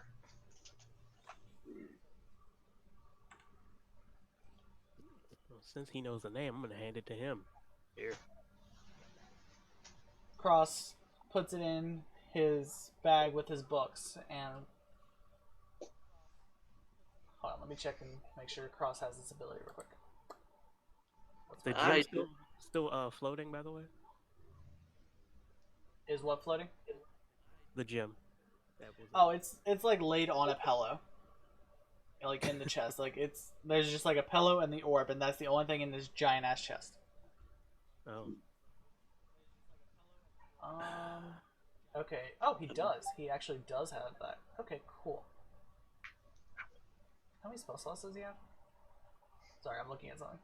4. He has 4. Fine. Okay. Cross looks at you guys. He's like, "Can you guys give me like 10 minutes?" And he just looks at you like you guys would know what he was thinking. What? Cross looks at you guys and it's just like, "Can you guys give me 10 minutes to figure out what this orb is?" Oh, yes, of course. Yes, of course, if it will help. He pulls out 2 of his books, sets them down, and you see him gather arcane energy around his hand. His books begin to flip rapidly as he begins to cast Identify. Without touching the orb, he's going to identify it, but it takes about 10 minutes for the spell to work. Alright, then I'm gonna go over here and peek. Alright, so you guys are just keeping guard, I'm making sure gonna nothing... I'm gonna be standing right behind Cross to, keep an eye on his blind side in case something shows up. Yeah, right now he is a full blindside. Like he is not even coherent as to what's going on. He is focused on that spell. Hand is on the hilt of my sword, ready to draw it at a moment's notice. Darian Yeah, is be standing right. outside the room, just keeping his eyes open. After about 10 minutes, he finishes the spell. This is a item of such high magical power that he only got a partial identification for it. He actually could not identify the entire item. What you are looking at is a Orb of Water Control. You can use this item, if used in conjunction with another, can actually summon a water gem. And you would be its master for as long as you held this item. But this is just one part of it.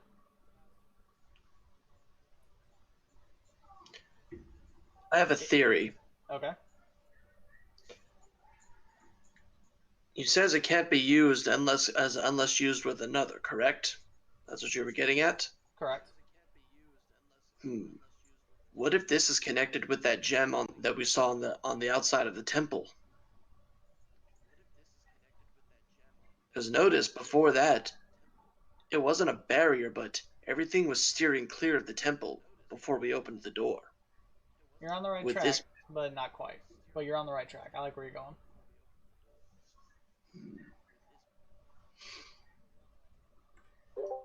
Wait, did he say that or?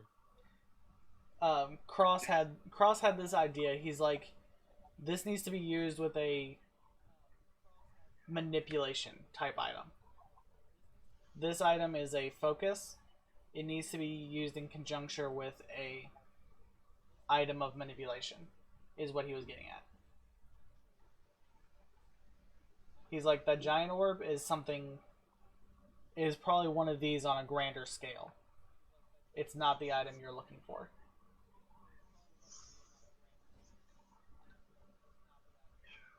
Or it's not the item that would directly be connected to this item.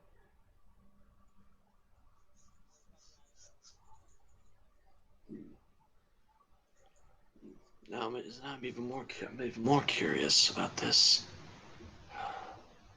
Although if it was locked down here, it was probably locked down here for a reason. Cross gives you a look and is like, he takes a deep breath and is like, the item should be okay to carry with us. If we find the other item, though, that's when it might get dangerous. And if we do find the item, probably would be a good way. Either that person carries it on them separately, or we just. You know what? I'm gonna go over and just Jupiter's gonna walk over and just place his hand on the orb. Jupiter puts his hand. Quick question: you have claws in your hand, right? Believe if I remember correctly, with Arakakra, I believe they are claws. Let me double check. I just want to get a picture of one real quick, because I believe we have like talons as birds, but I believe we have hands just like. No, you do have claws. Okay. Okay. Thank you. I was just making. You technically have claws and talons. Like Okay. Since you being a monk, make sure I'm on the right one. Yes, you have claws and talons. So like you being a monk where you can kick and punch, you still get the talon effect for both. Right. Okay.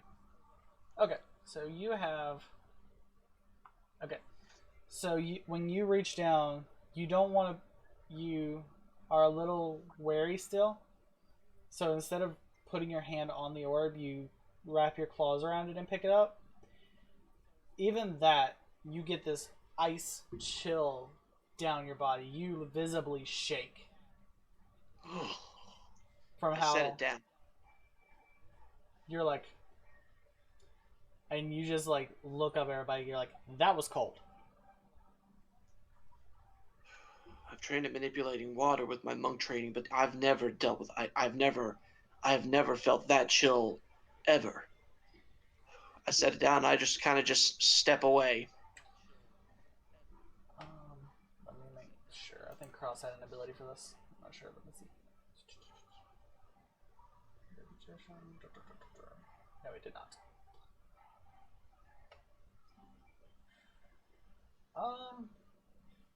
Okay. Cross pulls out his blanket from his pack and wraps the orb up throws it over the orb and wraps it tight. The orb's size basically doubled. For what he has, it's basically doubled in size. But it's not as cold now. It's still, he gets his chill, but it's not absolute frozen. He puts it in his pack to carry with them. Let me see. Yeah. He can carry this item for about an hour or two before he starts to take cold damage. So probably wouldn't be a bad idea to rotate it. Like after it starts getting too much, another person takes it, so that way. Yeah. He has this sense that after a while he's gonna get too cold to carry this anymore. I'll look over to him if it is. I think. Yeah, Darian's back. Okay. Cool. Awesome. Okay, so basically we have determined that there's some scary shit in this temple. That is basically the whole situation. You guys have... Where did we leave? Where did Darian leave out? I don't think he was... I think we just entered the temple when Okay. his internet. So we found two Yeah, we were just entering. Okay. So they found a strange vial of strange liquid that Jupiter is carrying. It has no real effect on the outside world. It's just a strange liquid. They met a shade who wanted to kill them, but disappeared. It scared the crap out of everybody. And they just found a Orb of Water Control that was so cold to the touch that Jupiter literally could not pick it up barehanded. Cross now has it wrapped up in a blanket in his pack, and over the next couple hours it's going to get too cold for him to handle, so he's going to have to pass it on to another person here in a little while. Alright, so that was the only thing in that room. What do you guys want to do next? Sorry, I was just adding them to the loot channel. I already said what I was doing. Said there was a.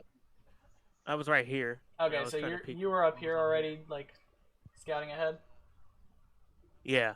And Darian's just outside this archway, like right here. Yeah. Yeah. I can't get anybody Right there, else's right? icons to work, so we're just going to use Darian as the point of interest. Right, that's fine. Okay. I'm going to follow. Why is that though? I don't know. I don't know. Literally have no idea why it's not working.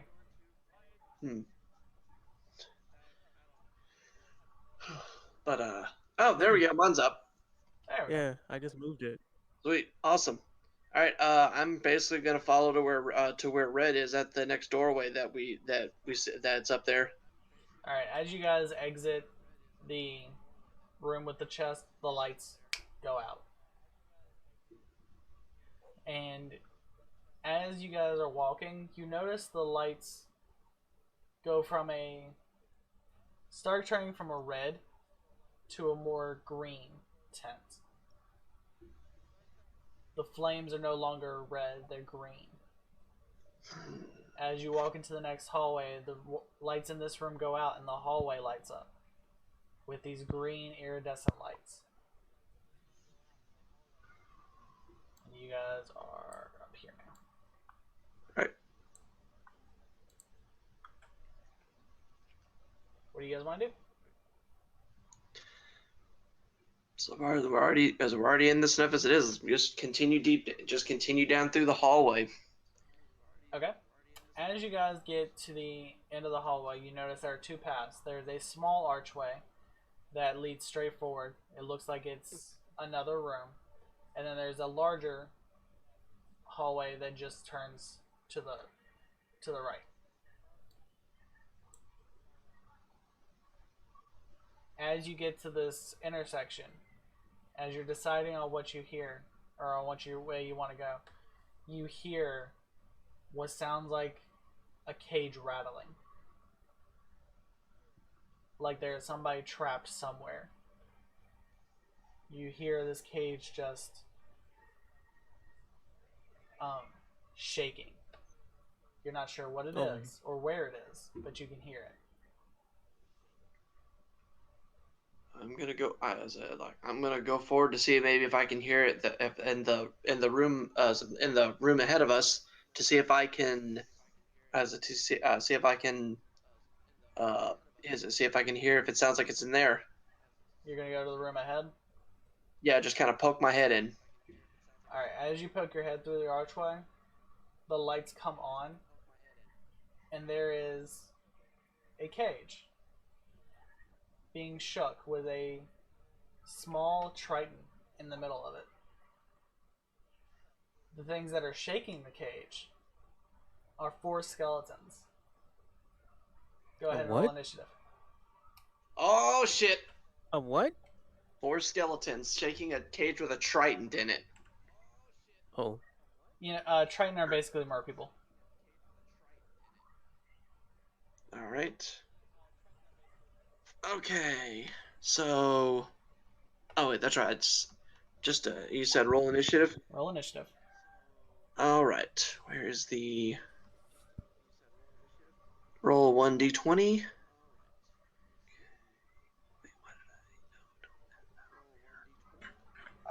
Nope, nope, wrong one. Dang it. Sorry, ignore that one. There we go. That one's 8. not-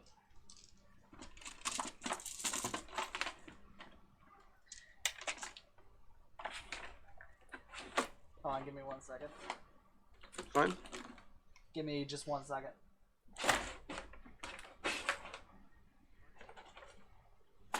Where did they go?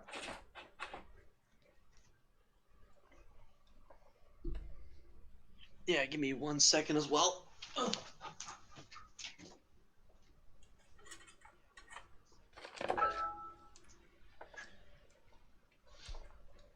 Okay. So, Darian had initiative 5. Jupiter has an 8. Red has a 13.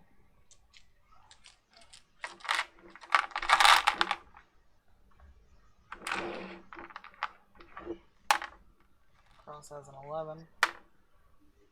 Okay.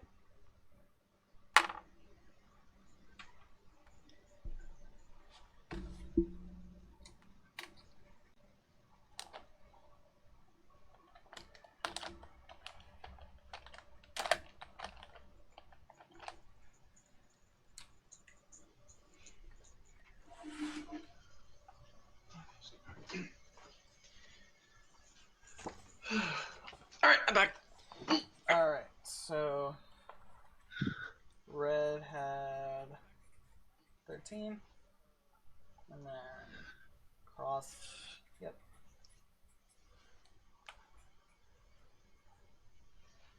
I think I did initiative right because I didn't see one on here on my character sheet. Yeah, you did fine. Oh, wait. Okay. Wait, what's your initiative bonus on yours? My initiative bonus, it says it's I'm seeing 5.2 on here. Alright, you get a +5, so that makes yours a 13 as well. Sweet. So, between Jupiter and Red, decide who wants to go first.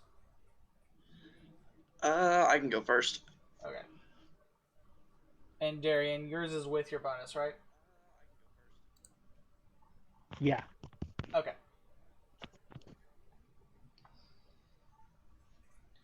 Alright.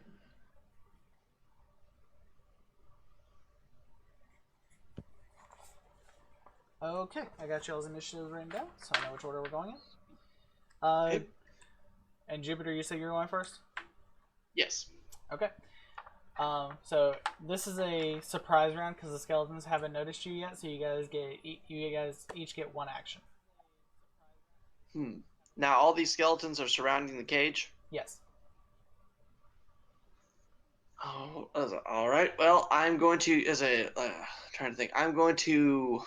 This thing is, if I try to rush in there, I'm pretty much going to have like 4 skeletons around where I am. Well, I mean, it's a surprise round, so you guys can. Oh, okay. So we're trying to separate them. All right. Let's see. Dart wouldn't really do anything against bony boys. All right. I'm going to unsheath my sword. And I'm going to try to cut one of these guys' heads off. Or Okay. I'm going to slash my sword at their neck. All right. Go ahead and roll. Roll for attack. All right. Roll a d20. And if I remember quickly, I'll worry about that later. Dice.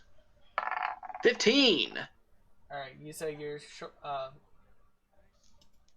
rolled a 15 plus your 7 to hit, so that's a 22. That hits. Hell yeah. And it's my. Let me see. It's my double checking my. It's a 1d6 plus 5. Yeah. So 1d. No, for on here for my character. Oh, it's a 1d6 plus. Why the hell Wait, is are it? you Because doing? I've got a short. You say you got your sword, right? Yeah, I've got a short sword plus 3, so it's 1d6 plus 8. Yeah. Okay. All right, cool. So 1d6. How did you get a +3 already? Jesus. It was in it when I was choosing my equipment. It was listed in there. Okay, cool. Sweet. So that'd be a 3. So that would be an 11. 11. Yep.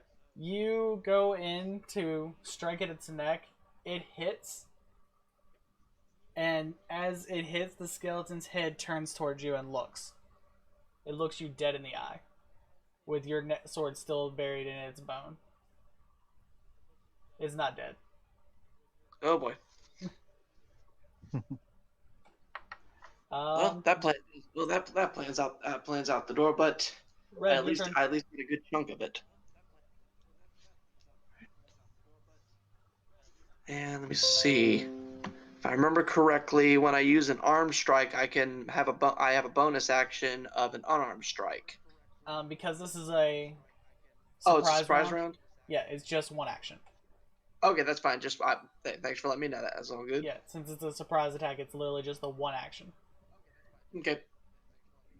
After this, then yeah, everybody gets to do their thing. All right, so Red. Yeah. It is your move. All right. Take out my pike and throw it at one of the skeletons' head. Okay. Go ahead and roll for attack. 14.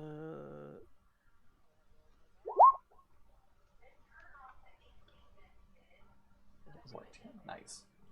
14 does hit. And then you do 9 piercing damage. Yep. All right. Your pike goes into the rib cage of the skeleton and is stuck there. Good. The skeleton turns and looks at and its head, again, without its body moving, just turns and looks at you. Next is Cross. Cross is going to, if I got, I have to pull up his character sheet. That's gonna be fun. Okay. Cross is going to cast Firebolt. And that's a 17 to hit. And a D10. Where's my D10? There. And Firebolt does 3 damage to the skeleton right in front of the cage, or right to the... Okay, Jupiter, you attacked the one on the left side of the cage from the door. Yes. Pike attacked the one directly in front of the cage, or Red attacked the one directly in front of the cage, right? Yeah, I believe. Okay, then Cross is going to use Firebolt to cast at the one in the back. Like, just shooting over through the cage bar. Like, this is actually kind of impressive. Shooting through the cage bars over the Triton's head and hitting the skeleton in the face with a Firebolt. Only doing 3 damage. The skeleton's face a little crispier, but looks directly at Cross with these green eyes. And Darian, your move, sir. Alright, which one has the sword stuck in its ribs? The one on the left. Okay. And my greatsword is still pulled out? Your greatsword has been pulled out this entire time, yes. Okay, I've been gone, I haven't noticed. Oh no, you, like, everybody pulled their weapons out once they saw the Spectre. It was great. Okay.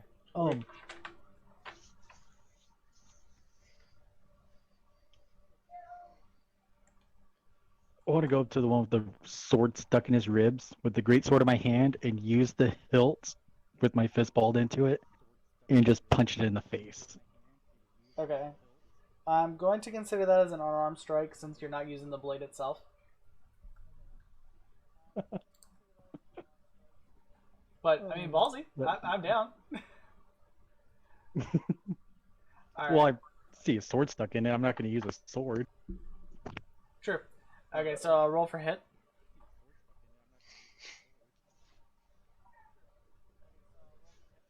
Oof. Oof. Oof. That is a 1. A nat 1. As you go to punch the skeleton rears back and headbutts your fist, negating the damage. Oh man, I bet that hurt. Oof. And you're Just got a bone to pick with you. since the greatsword was in your hand, you hear your knuckles crack against it.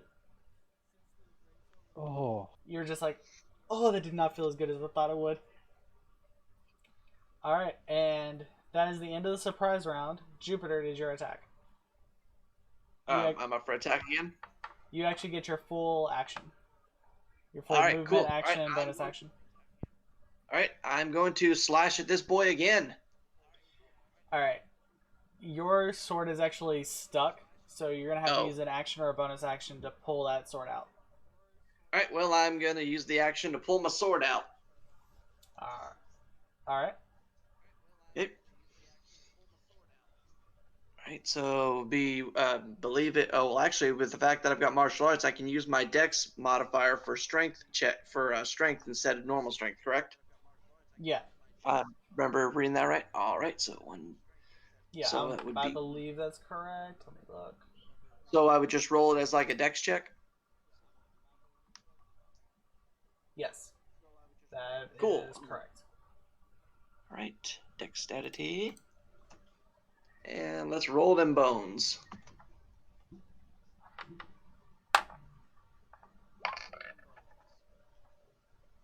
Okay. Ooh, 16. Yeah, we're gonna. Hold on. Okay, yeah, it would have been the same either way. It was just a dexterity check, but it didn't have to be a dexterity save. But, I thought I put it as a check. Sorry. Your numbers are the exact same for your dexterity, so it's fine. Okay, that's fine. Good. Okay, I'll just. All right then.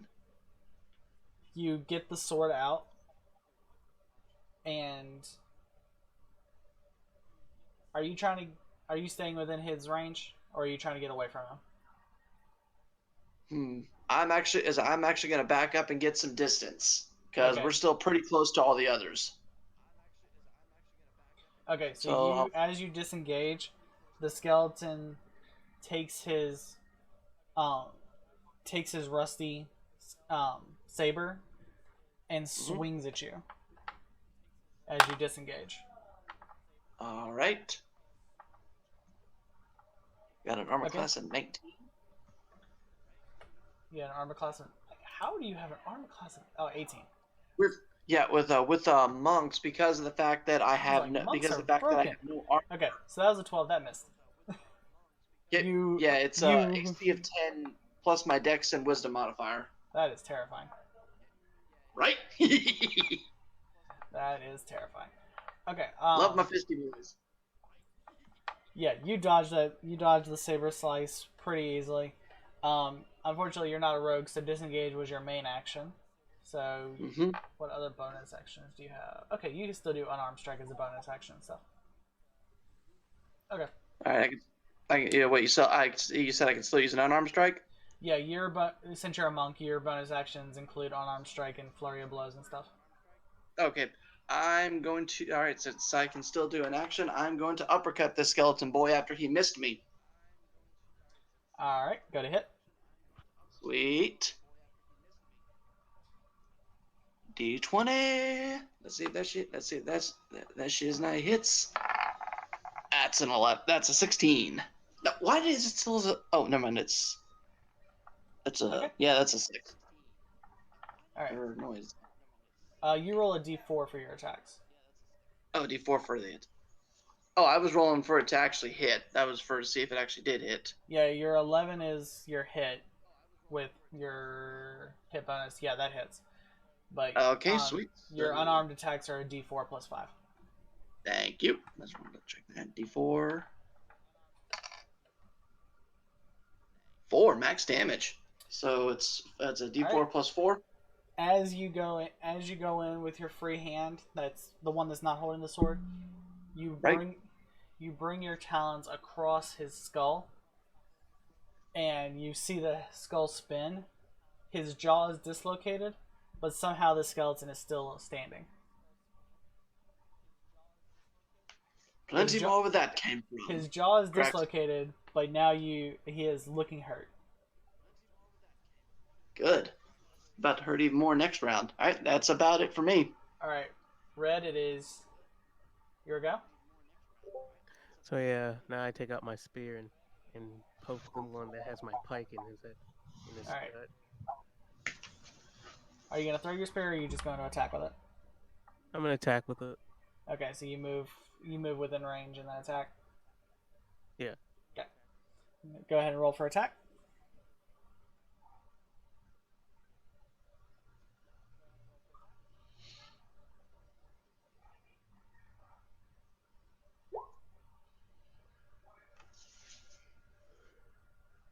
Whoops, sorry.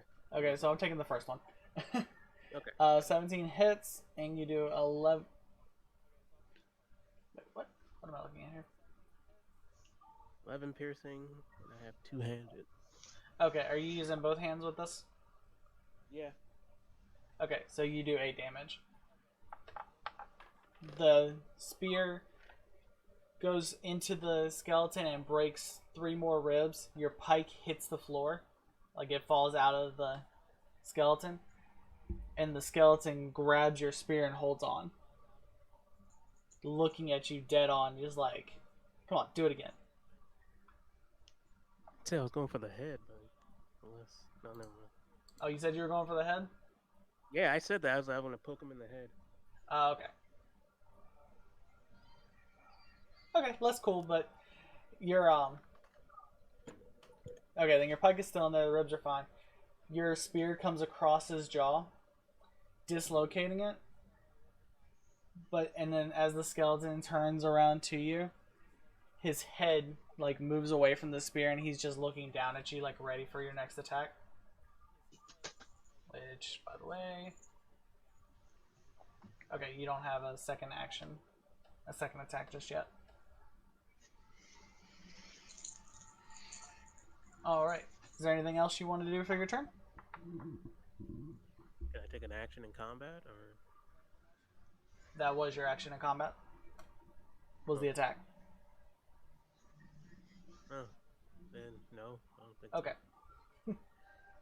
I was like, the only other bonus action you had was to rage. so. No. Okay. Hey, Carl. Alright. And then it's Cross's turn. Cross is still going to stand out in the hallway. Sterling. What's it? Hey, what's up? That's what I said. Sterling, he's here. Can you hear me? Oh, hey, there's Cross. Yeah. Yeah, I just said that. Yeah, I just got home. Sorry, It's all good, bro. and I apologize for everything today. It's good. Let me look at my sheet. I didn't have time to double check to make sure it was fixed right. Okay. You have an Orb of Water Controlling on you. We're still playing, so if you want to jump in, it was actually your turn. Yeah, give me a second here. Your See if I timing. can get. See if I can get I straight up thought you said, "Hey, Carl," not "Hey, Cross." So I was like, Can you hear me now? "Yes." Good. Yeah. No, I just I'm straight loud up and misheard you. I thought you said, "Hey, Carl." I was like, I don't What know who the- Carl is. I think it involves llamas with hats. Carl. No. I was thinking Pauly Shore from Stepson or Son-in-Law. I But see Whitey's you, gotta Dr. pay. Morn.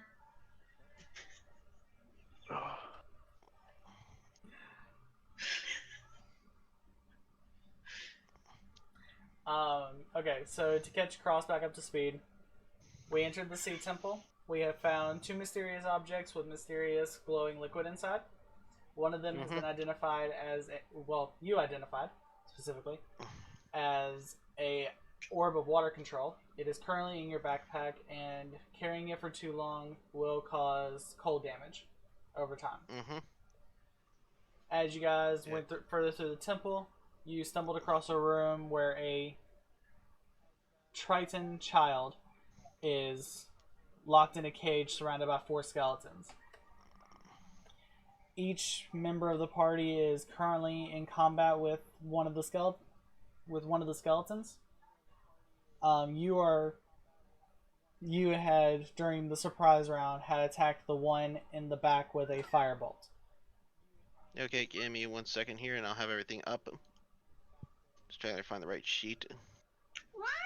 Where am I on the board, or have I just not been put on the board yet? I could not figure out how to get your thing on the board, so you are not on the board yet. Okay, where do I need to be? I moved You're in Dorian the, right you're where in you the need to hallway be. still. So yeah, you're right there. It's Okay. fine. Right there's Okay. fine. You're still sitting in the hallway. There's me, there's Walter, and you don't have skellies on the board, do you? I do not.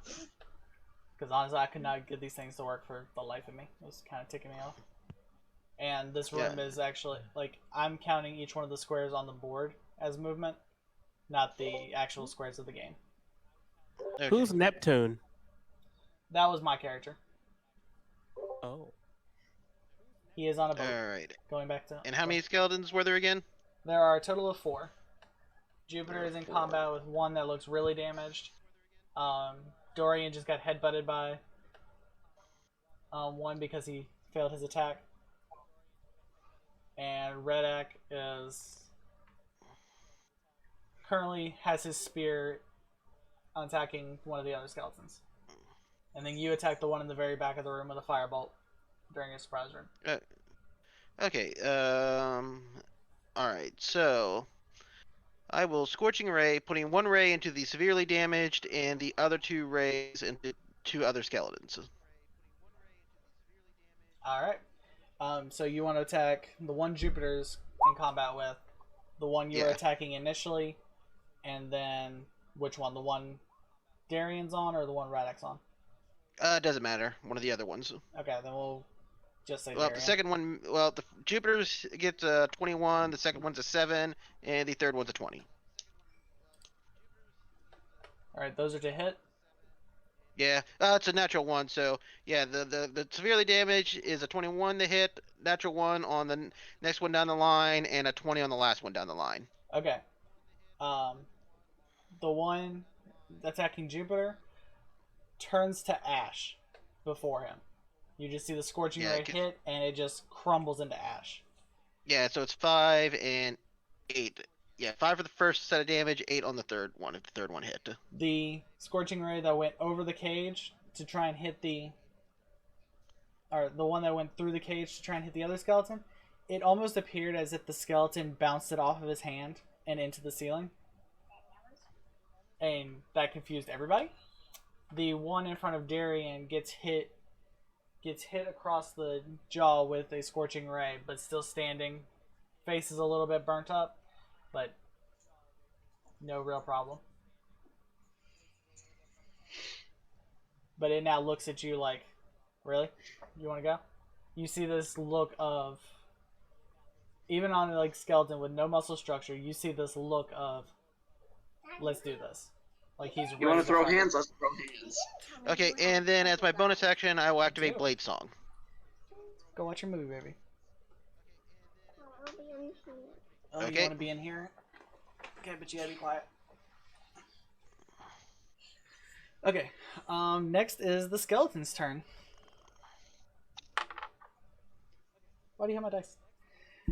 Okay, so the one in front of Jupiter is down. The one in front of Redak rolls a 12 to hit. Does that hit? On Wait, you're red? talking to... Red. Oh, sorry. Does a 12 hit? Is it 12 hit? No. Okay.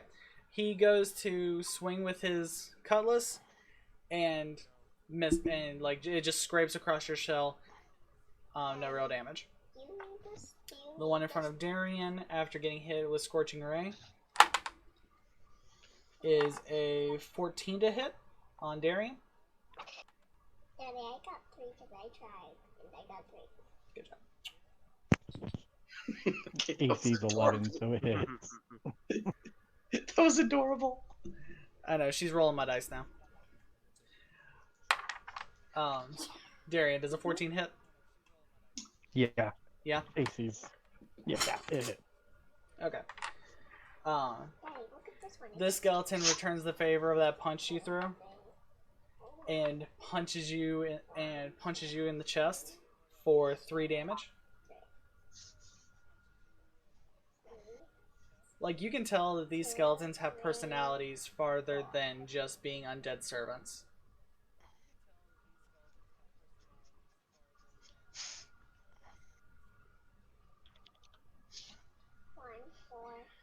And the last skeleton is going to cast Firebolt at Darian. And that is a 19 to hit. What is Sorry, how much damage did I take? You guys cut out. Oh, I'm sorry. I'll show you what it is. You took 6 damage. Thank I'm sorry, you. You took 3. You took 3 damage from the punch, and then you're taking. Where is my? You have my D10? No. I lost my D10. Hold on. There it is. And then you're taking 9 damage from the fire bolts from the skeletal wizard.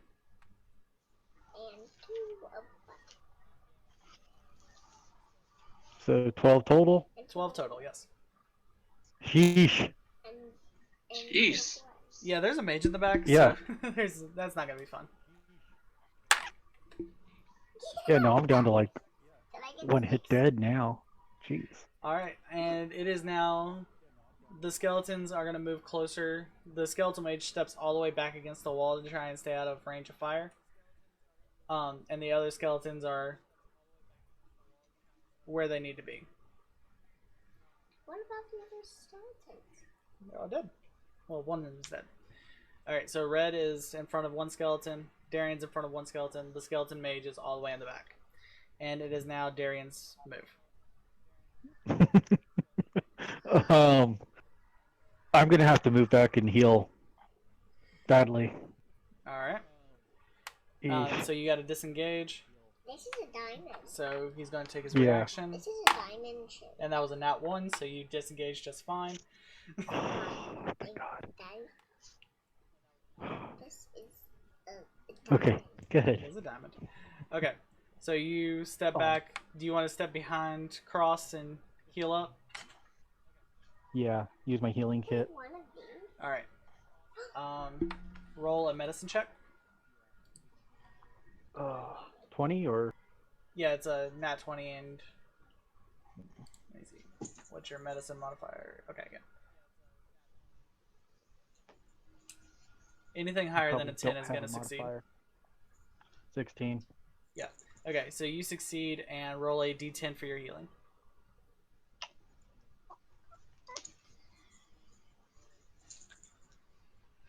Seven. Alright, so you gain 7 hit points back.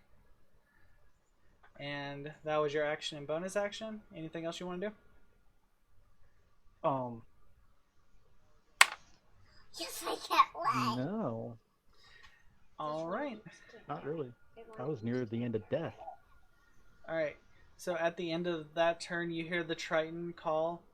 He's screaming, help me, get me out of this cage.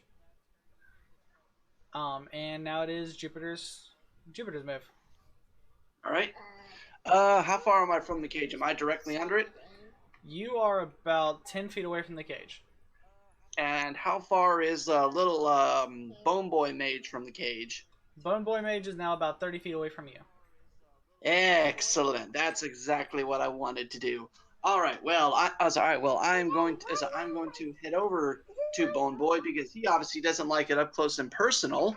All right. I'm going to go up to him, and as you see, my fist starts glowing with almost this like electric kind of key energy, and I'm going to use. Where is it? I'm going to use my elemental disciplines, Fist of Four Thunders, and it is basically a 15-foot cube of Thunder Wave. Hold on, I'm trying to find that skill on here. Oh wait, you don't have. And Okay. I'm pretty. Never mind. I know what you're on. Okay. Okay, so Thunder Wave on. Okay. All right, I'm going to roll that d20. Let's rock.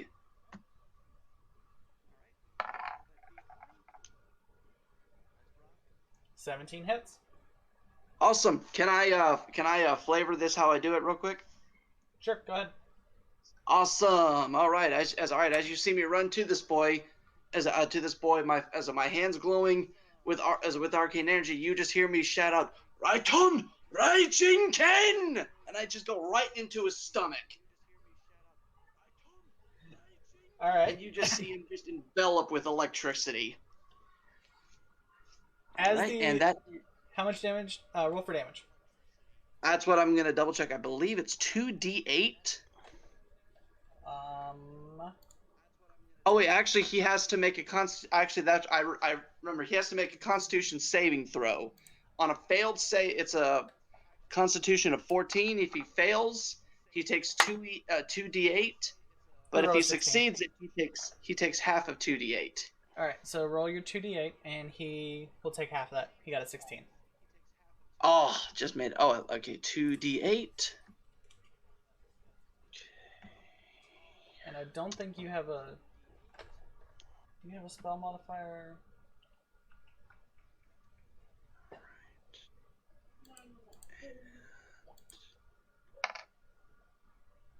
I should have hit it as rolled 2 of them.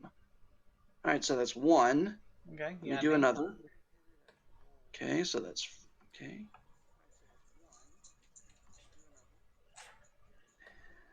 Well, Oh, now it does. Wait, why did you roll the ignore those? Why did it say? Okay, there's the other one, the 7. okay, so 8 and 7 will 4 and say 4 and 3, so 7 damage total. Okay. He feels the shock, and as the electricity fades, he looks back down at you, and your fist is stuck in his ribcage. He looks down at you, like you can see a grin on his face, even though there's no muscle there. Like these skeletons look like they are ready to murder you. All right, and can I use? And I don't have a bonus action, do I? Because I used an arm strike. All right, can I use a bonus action to disengage? No, you cannot. Okay, so if I have a. You can either attack again, or yeah. All right, I will. Say what now? Oh, I'm sorry. No, you can spend another key point to disengage with Step of the Wind. My fault. Yes, you can. I used 1 key point for that. Luckily, I can. I'm actually going to try to hit him again. Are you going to disengage or are you going to hit again? You can only do one. Oh, that's right. Okay. Yeah, I'll disengage. All right. So you disengage. Okay. So he's going to take his attack of opportunity, and that does not hit. Yep. All right, you disengage successfully. Sweet. Wait, I thought if you use disengage, you do not provoke an attack opportunity. That's the point of disengage. Hold on, let me double check that. Yeah, never hurts to double check. One of the few times in D&D we can actually look at something in game. Oh,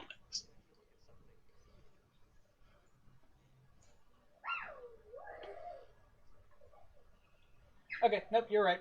It does not provoke attack of opportunity, so. Okay, you're good.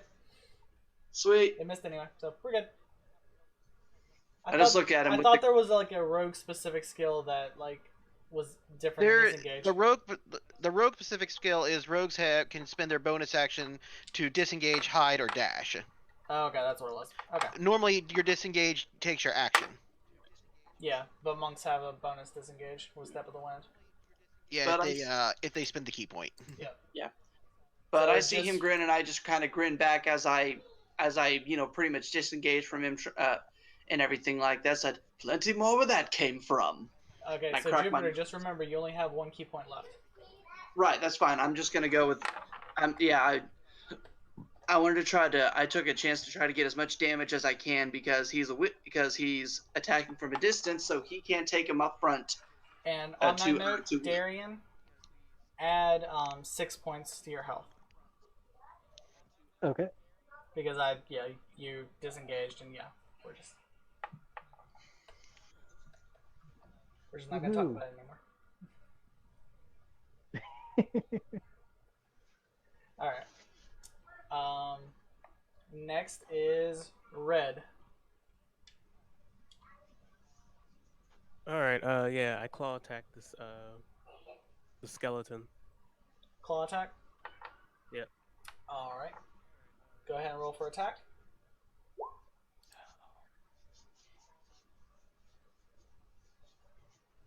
13. 1d4 plus 5. Okay. A 13 does not hit. Shit. As you go down to swipe with your claws, the skeleton just like slightly moves out of the way, dodging your claws. Well played.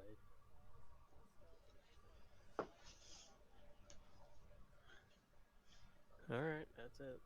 Alright, that's all you're gonna do? Alright. Hmm. Next is Cross. Okay, the caster is in the far back corner. Is that correct? Far back, and from your viewpoint, let me move Jupiter real quick. Jupiter is standing right in front of the skeleton.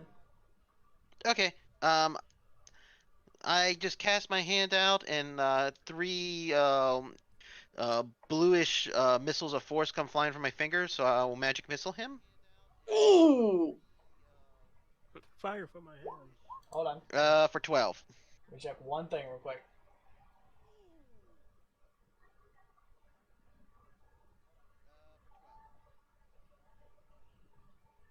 Okay. Magic Missile is cool.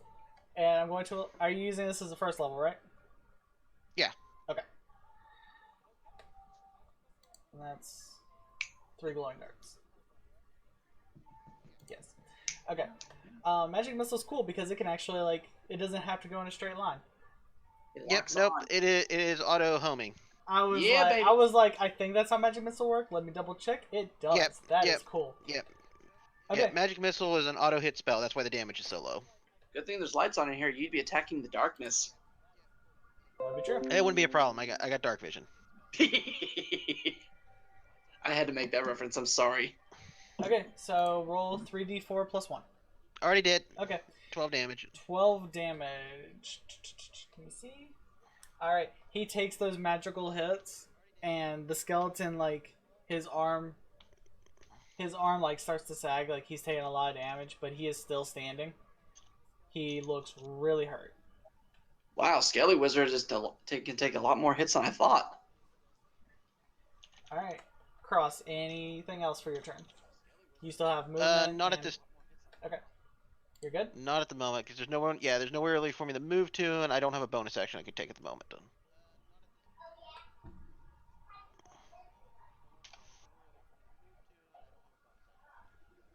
Oh, wow. Okay. Sorry. I just saw your bonus action on your character sheet, and I'm like, I like that. Okay, anyway. Next is the Skellies, and there's the one in front of Red, the one Darian was in, which is now in front of Cross, and then the Skelly Wizard. Okay. The one in front of Red is going to take his cutlass and absolutely miss Red. Just straight up miss. Takes his cutlass, misses a hit right in front of him.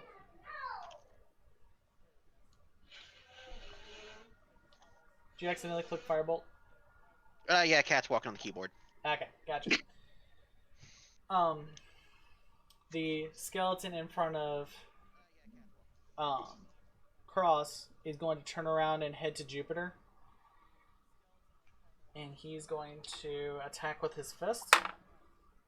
And miss. And the skeleton's going to do something weird. He's going to what looks like a red energy in his body is going to pulse through him, and he's going to hit with flurry of blows. And that was a natural 1, so Jupiter getting hit from behind, just like straight up ninja moving, missing both hits. So yeah. Oh come on, you can do better than that. He's a skeleton. You're wrong. And my dice apparently hates me, so that's the curse one. We're just gonna throw that away now. The Skeletal Mage is with Jupiter in his face. He literally puts his hand on right in front of Jupiter's chest and is going to cast. Let me see what the spells he has. Yeah, that'll work. He casts Burning Hand. Excuse me? Oh crap. Yep, you just got hit in a 15-foot cone. Yeah. So what's the save on that? Dex? Dex of 14. Dex of 14. Okay, that should be pretty easy for my monkey boy. Okay, Dex of My Dexterity monkey save of boy has 14. wings. Yeah, buddy. Let's see what we got over here. That's a 13. All right, 13. Yep. What did I say the dex save was? 14. 14. Yeah. Okay. Yep. So you failed the dex save. So you take Dang. 3d6 fire damage.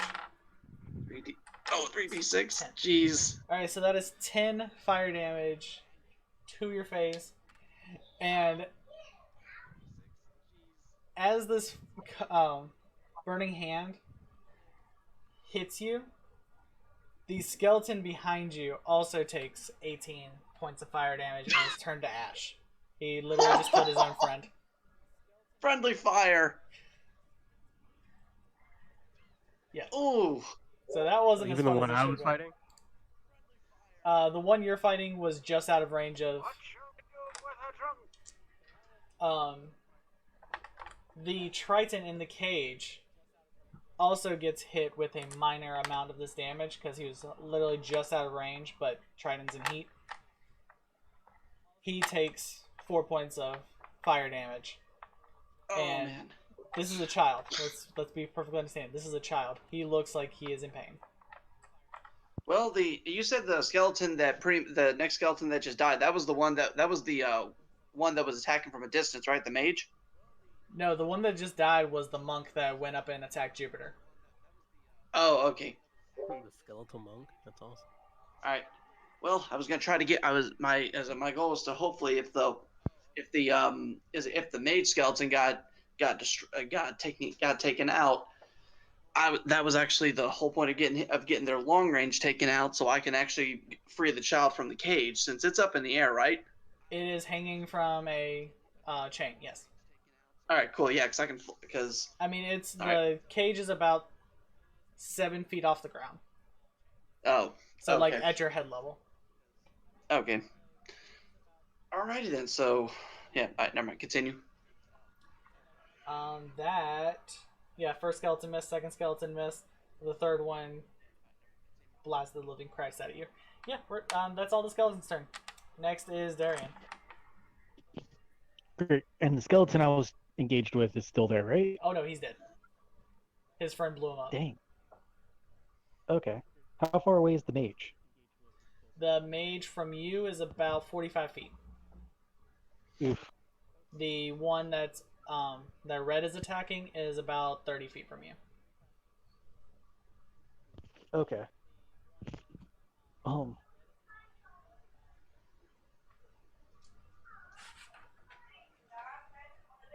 I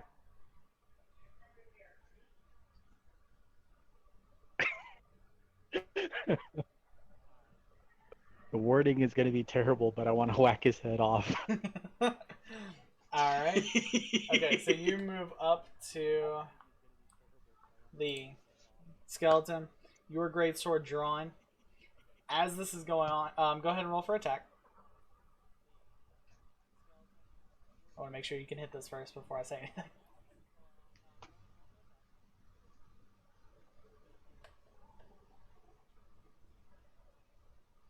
anything. 7 Oh! plus.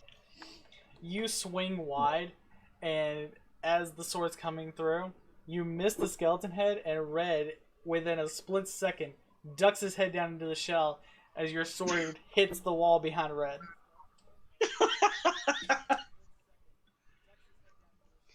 I look at him with confusion. I'm like, oh, I don't even That's know. awesome. Just Ninja Turtles this. It's like, it's great. I was like, I can only say this because he's a turtle. What are you doing? Alright. Darian, is that the end of your turn? Yeah. Cowabunga. Cowabunga, dude. Jupiter, top of the round. The Triton child is holding his arm, which is burned, and you see this glow come from his hand as he casts not healing word, lay of hands on his arm to heal himself. All right, I see that the kid is helping himself. So how many skeletons are still left in here? This and what, 2? 2. There is the one attacking Darian and Red are attacking, and then there's the monk or the wizard right in front of you, which the wizard looks hurt. All right, I'm going to. All right, you said this. You said this cage has a lock on it, right? I'm sorry, I couldn't hear you. What? You said the cage has a lock on it, right? From what you can tell, yes, the cage is locked. All right. I'm gonna try. I'm actually gonna go to the front of the cage to try to break the lock off. Okay, you're not gonna disengage. Yeah, I'm gonna move over to where the cage is and everything like that. I'm gonna try to help the child. All right. I'll say that it's gonna be an action to open the cage. So you're either going to have to use Step of the Wind to disengage, or he takes an attack of opportunity. I can't spend any more key points, so never mind. It's best to try to get rid of the enemy. So, all right. So the mage is the one. So which is the one that's close to me? The mage, right? The mage, and he looks really hurt. All right, then I'm going to. I'm going to take my sword out, and I'm going to try to, and I'm going to literally take a stab at this. I'm going to stab him right in the head. Right in the what? He's a skeleton. I was like, right in the what? He's a skeleton. Good head. Yep. All right. So. Hold on, give me 1 second. That's fine.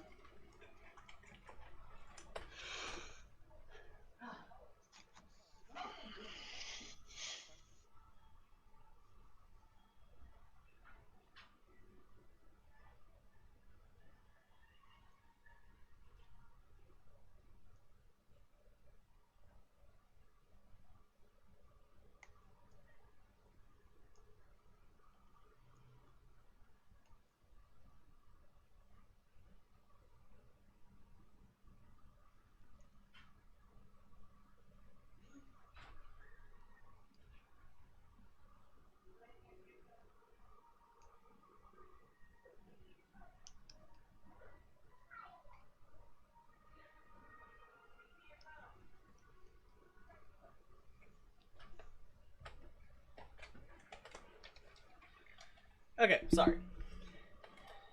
Okay, so you were about to attack the skeleton? Yep. I've got my D20 ready. Let's roll it. Alright, go ahead, roll. That's a 5. Plus 7 to hit. Yeah, so that'd be a 13. Your sword passes harmlessly through his ribcage. Oh. Alrighty then. And obviously it just passes through. It's not stuck or anything, or will I have to try to pull it out? No, it went through and just hit the wall on the other side, but you can just pull it back and that'd be fine. All right, no problem. Well, then with that, I'm just going to use an unarmed strike, and I'm just going to karate chop him right down on his head, just because I ain't dealing with this crap anymore. All right, go ahead and roll for attack.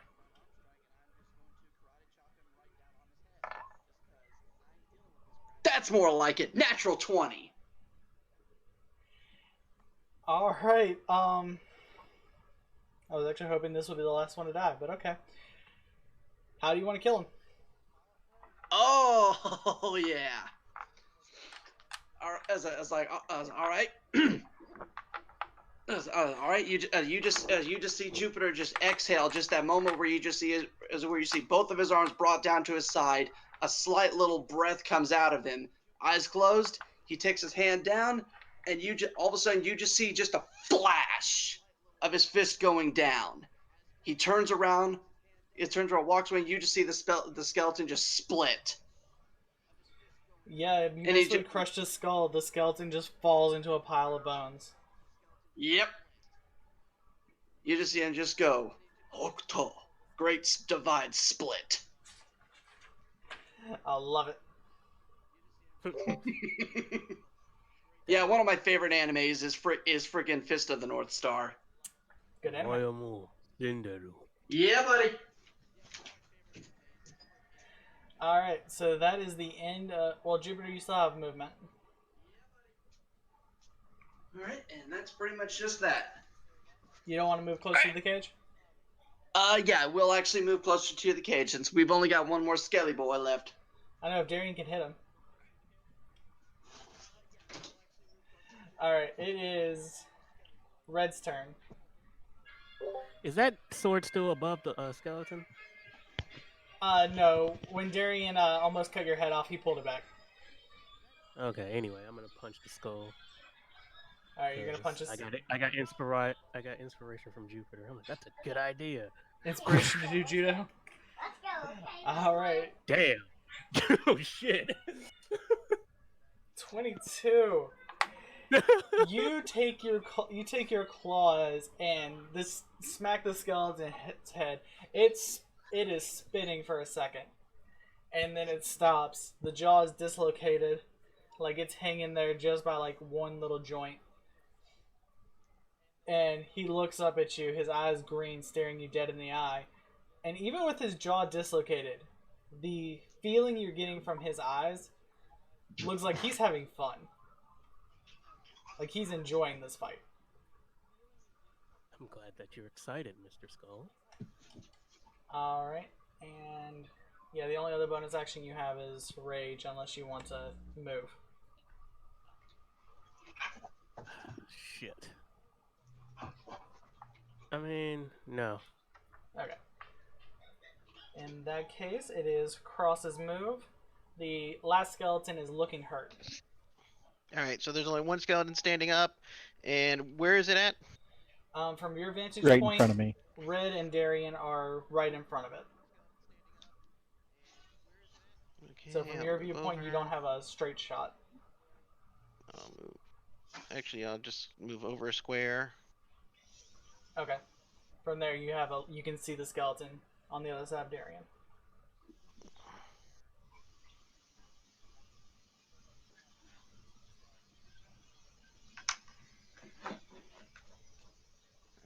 Step over. And then I will just finger gun out a flame bolt. Alright. Okay, roll to hit. 22. Alright, and go ahead and roll damage. 10. Oh, yeah. I can see stuff. Your firebolt, yeah, because you got max damage on it. You fire it, it smacks the skeleton on the side of the head, or on the back of the head, where he's facing Red. And you see his skull just fall onto the floor in front of Red, and the rest of the body just collapse.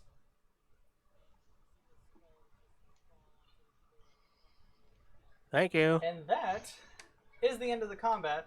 The Triton kid is still crying, like scared out of his mind that 4 people just walked in and murdered skeletons. I take my pike and spear and holster them. After said skeletons were shaking the cage and tormenting said child. The kid is just scared. He doesn't know what the fuck's going on with his life. Right. I walk up to the cage and I speak up to the child. It's all right there, little one. We're here to help you. He calms down for a moment and looks down at Juniper and he was like, "What are you?" Yeah, does he actually say that, or is that just the look at the face No, that he's he got? actually says that. He looks down at you and his childish, almost innocent voice asks what you are. You get the sense he's never seen a bird before. I am an Arakakra. We are like we are people of the birds, so to speak, the simplistic terms. And he cocks his head and is like, he looks at you, he's like, "What's a bird?" Hmm. Well, there will be more time. There will be more time for that. Let's first get you out of this cage. Is there some sort of crank or anything on the wall? You see nothing in this room that would allow you to lower the cage. It looks like the chain literally comes from the floor above and is lowered down into this room. Okay, so I will walk over and I will set Walter on top of the cage and have Walter climb up the chain to see what's in the other room. How big, roughly how big is Walter? Like the size of like a Pomeranian kind of thing? Walter is a red panda, so he's a familiar, so he's considered tiny. Okay.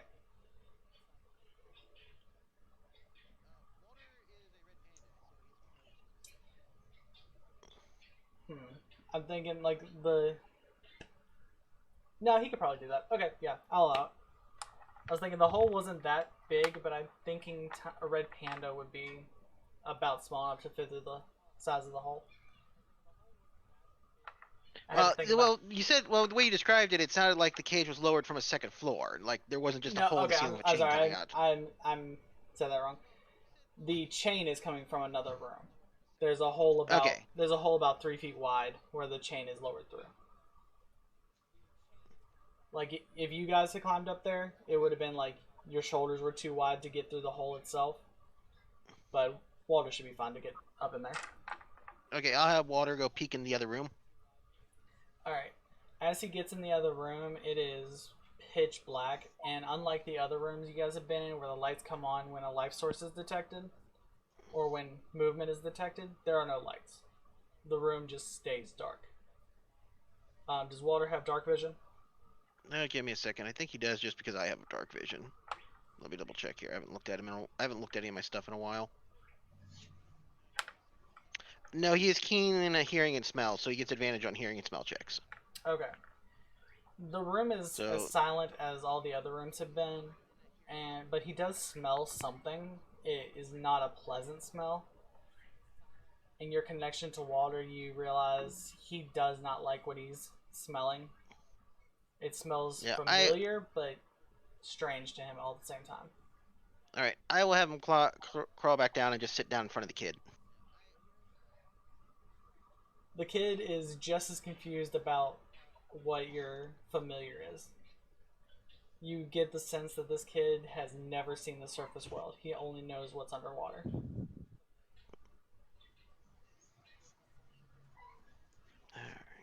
Is there a lock on the cage? There is a small combination lock. It looks like a rudimentary puzzle, but instead of a key to open it, it needs to be put into a certain number combination needs to be put in, and the numbers are written in Sylvan. Okay, what are the numbers? The numbers go from 1 to 6 on the 3 dials.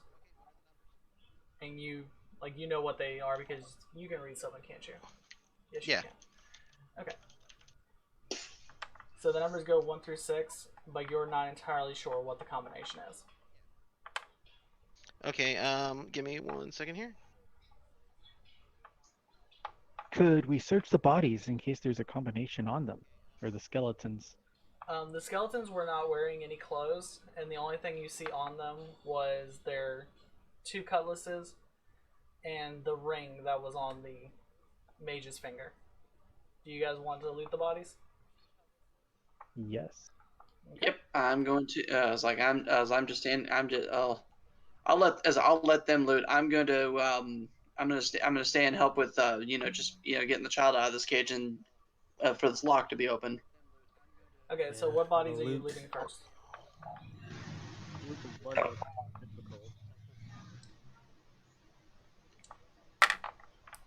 I'm looting the one that has the pike in it.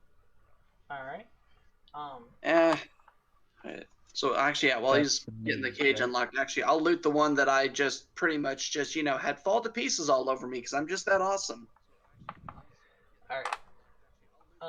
Both of you guys roll d20s. So what? Go ahead and roll d20s for your search. Roll d20s. 19. All right. Shiny, pretty click clack says 9. Alright. Red got a 9. Darian got a 19. All right. I don't know why it's. Come on, roll for me, dang it. That's what I thought I heard. All right. Roll. 8. Oh, dang it! Did wait? It did it like 3 times for me. Jesus. Okay, Okay, I'm taking the no. first one. Roll 20, since everyone's been playing from home, has been having some severe lag issues, so it's been popping stuff like mad. Yeah, that's fine. Yeah, I'm actually might just say screw the 3D dice. I'm just gonna do it like normal. I tried it out this. I'm like, I've got my physical dice in front of me. I don't trust anything. All right. Darian, when he's looting the bodies, he actually notices that there are runes inscribed on the collarbones of each of these skeletons. They, like the chest you guys found, are written in Infernal. Hey, I don't think anybody. guess what? I don't think anybody reads I Infernal. do. Who does? I can at least speak it. Who read? You do? Read. Dorian can. Yeah. Oh, Dorian. Oh, you can. Yeah. I missed that. It Oh, was- okay. we couldn't I have did said that kind of as a joke. It was out when we had the infernal rune on that chest. I missed that. I did Okay. that kind of as a joke, but I'm glad it works.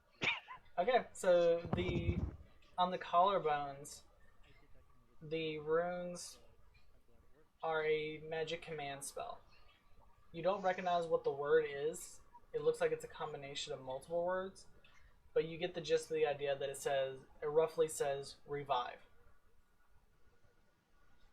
It looks like these were heroes back in their day. That's why they had the personalities they had and had the abilities they had. They weren't just minions summoned by a lich to do whatever he wanted. They were heroes being revived. But the spell was incomplete because the runes were incomplete. Dorian, Okay. you find the rusty cutlass on the one, but you also find a necklace that you didn't notice was hanging around his neck. It's just a gold band, or it's just a gold necklace with a red stone in the middle. You don't feel anything super important about it right now, but it does have this hint of magic to it. Whether it be a small hint of magic or not. But you can feel it does have a magical property of some kind.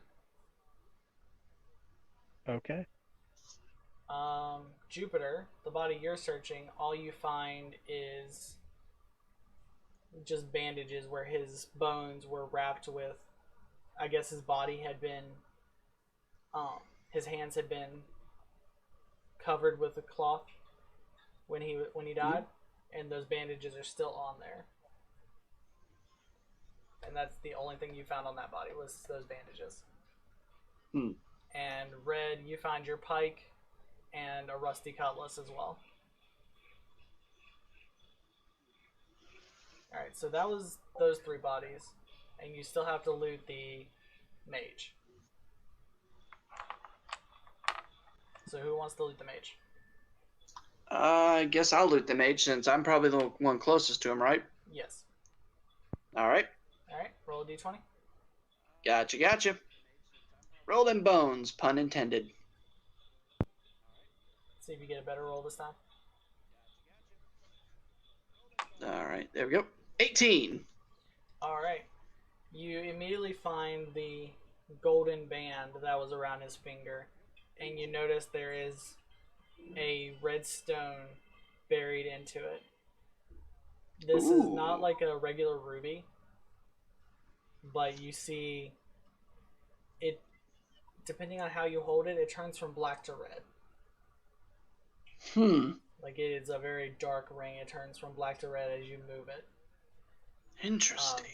You definitely feel some arcane energy from this, and decide to put it in your pocket for later inspection. Till I know what this thing is. Until I know what this thing is, I'm not wearing this. And then Putting it on would be stupid. as So, you yeah, are I'll just... rustling the bones to look for any more loot, you notice there was a magic circle underneath the mage. It wasn't complete, but he was planning on using a powerful attack just before you smashed him. Ooh, well, it's a good thing I did smash him. Oh, wait, did you say me or smash or red? You smashed him.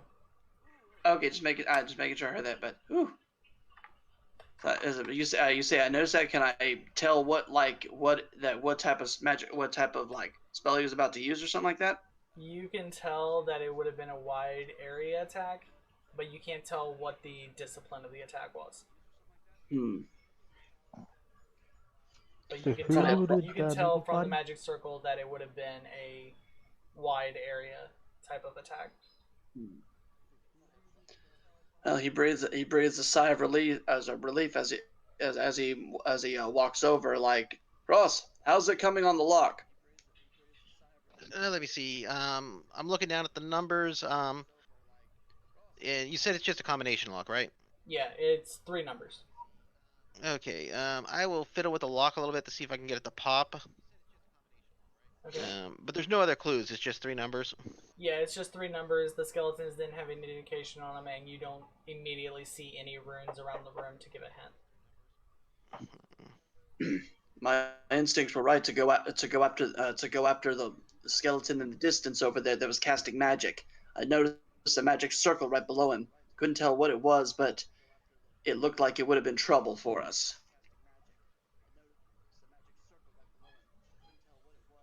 Yeah, I'll just blindly fiddle with some combinations, trying to see if I can pop the lock. Okay, roll an intelligence check. All right.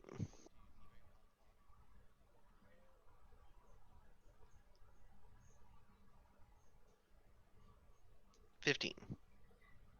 You take about 10 minutes of fiddling with it, and then you hear the lock pop. You got the combination after about 10 minutes of trying different numbers. Okay. All right, there you go. You should be able to get out now. The kid has completely calmed and has been playing with your panda for a little while and realizes the door's open and jumps out and jumps into your arms, and you try and hold yourself on the cage not to fall back onto the floor. Which is very difficult because I am not that. Oh wait, yeah, this guy is actually strong. Never mind, I forgot this wasn't an array character. Yeah, this one's actually not bad.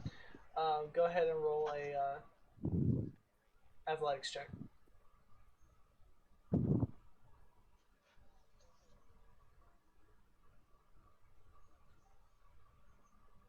Just to make sure you can keep 11. your balance. Yeah, you're fine. You keep your balance and jump down and land on your feet. All right. I will set the kid down on the ground and pat him on the head and let him keep holding Walter. Well, we've got you out of there, but how'd you end up there to begin with? The kid looks around and is like, "This was my home." He looks up and down and is like, "Well, it was about 200 years ago." And everybody has this look of confusion because this is clearly a 6-year-old child. It's a trident, right? This is a trident. This is clearly a 6-year-old child. You are confused as to how this thing lived 200 years. How have you lived for that long? He looks up at you. He's like, "I haven't. My mother and father cast a spell to send me to the future, I guess. We were being attacked. I teleported here, and a man came by a few years ago. He told me what year it was, and it was so far off. And then recently, the skeletons and the undead started rising here. I don't know what happened."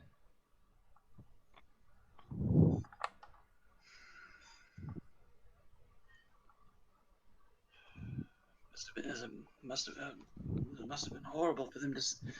Must have been something must have gone terribly wrong for them to have sent you this far. They probably did it for your protection, or is that the only memory you have? Yes, I just remember us being attacked, and my father waking me up and taking me to the Archmage's room. I thought they were just going to send me to another temple, but they sent me here.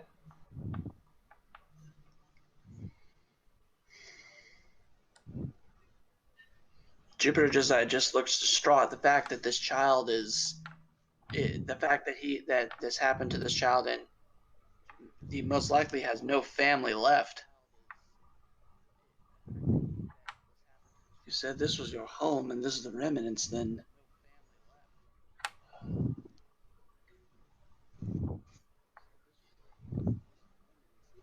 I believe this used to be the dungeon. I believe my father's room is. I don't remember. I was so young, and this place looks so different.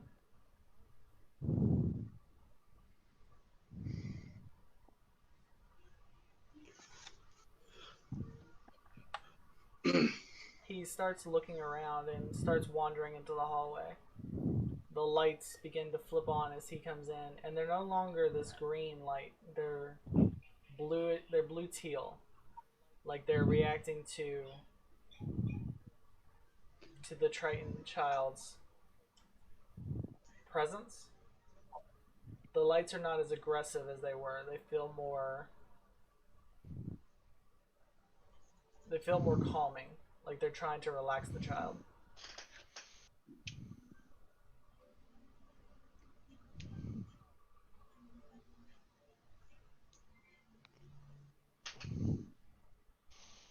so you say it was your father that that sent you to this place in time, correct?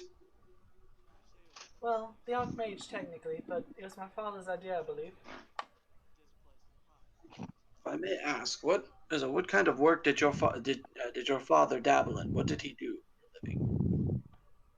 Did he handle with anything? Did he handle with anything magic related or alchemic? Not really. He was the king of the Tritons. The kid says Then this you calmly, just like it's no big deal. and you just see Jupiter's eyes widen. It's like, oh, then you're a prince. Sort of. Our hierarchy was not that of many creatures. We didn't inherit the throne. We had to earn it. Hmm. I was simply the child of the king. Did your father have many enemies? Perhaps maybe somebody you met. I don't know. All I knew was my father was a good king, and sometimes people argued about that. I don't know.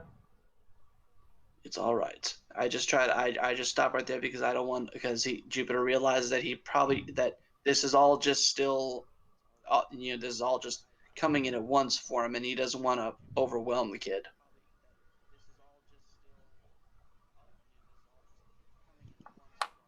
As this conversation is going on and you guys are trying to catch your breath, you hear footsteps. All four of you are in the same room. The child is standing still in the hallway, but you hear metallic footsteps. I rush over. Can we tell which way they're coming from? You know they're not in that room, and you know that they're not in that room, and from the length of hallway you can see out the door, they're not coming from that direction. I motion for the child to get back in the room.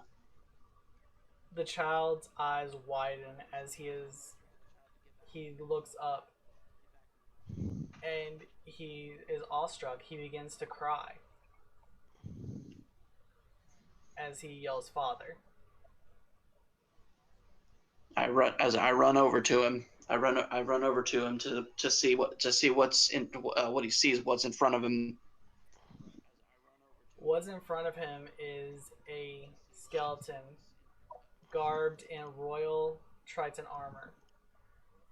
He's got large gold shoulder pads, a royal chest plate that is in, it looks gold with green inlays, and a Triton in the middle that is pure gold. His leggings are also green with that gold accent. His boots are gone, except for he has one boot on. The other is just a skeletal foot. And he is holding this massive, like it stands 8 foot tall, golden trident. Or trident. Holding this golden trident inlaid with 6 jewels at the base. This skeleton looks at you adventurers and back at his child and walks away.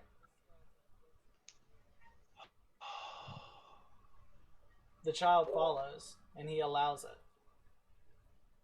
What do you guys do? I follow the child and I follow the child. Yeah, we all follow, I guess, because it's like, oh, he wasn't hostile. Keeping an eye out in case The something skeleton happens. stops. He stops in his path and turns around to you. He says in this eerie, creepy voice, and as he speaks, the room physically gets colder. Stay there. Do not follow. And continues walking. The child follows, and he allows it. We continue. I follow behind the child, keeping a close eye on this skeleton, even though it's his father. And what we saw in that room with that murderous smile, looking shadowy, you know what? Yeah. There's something going on.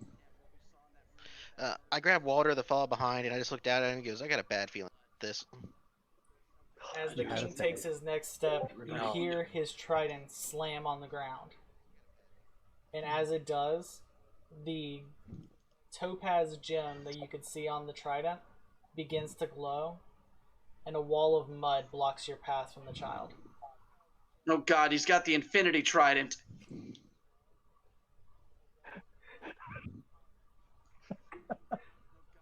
Basically. Oh God, he's an earthbender. Also accurate.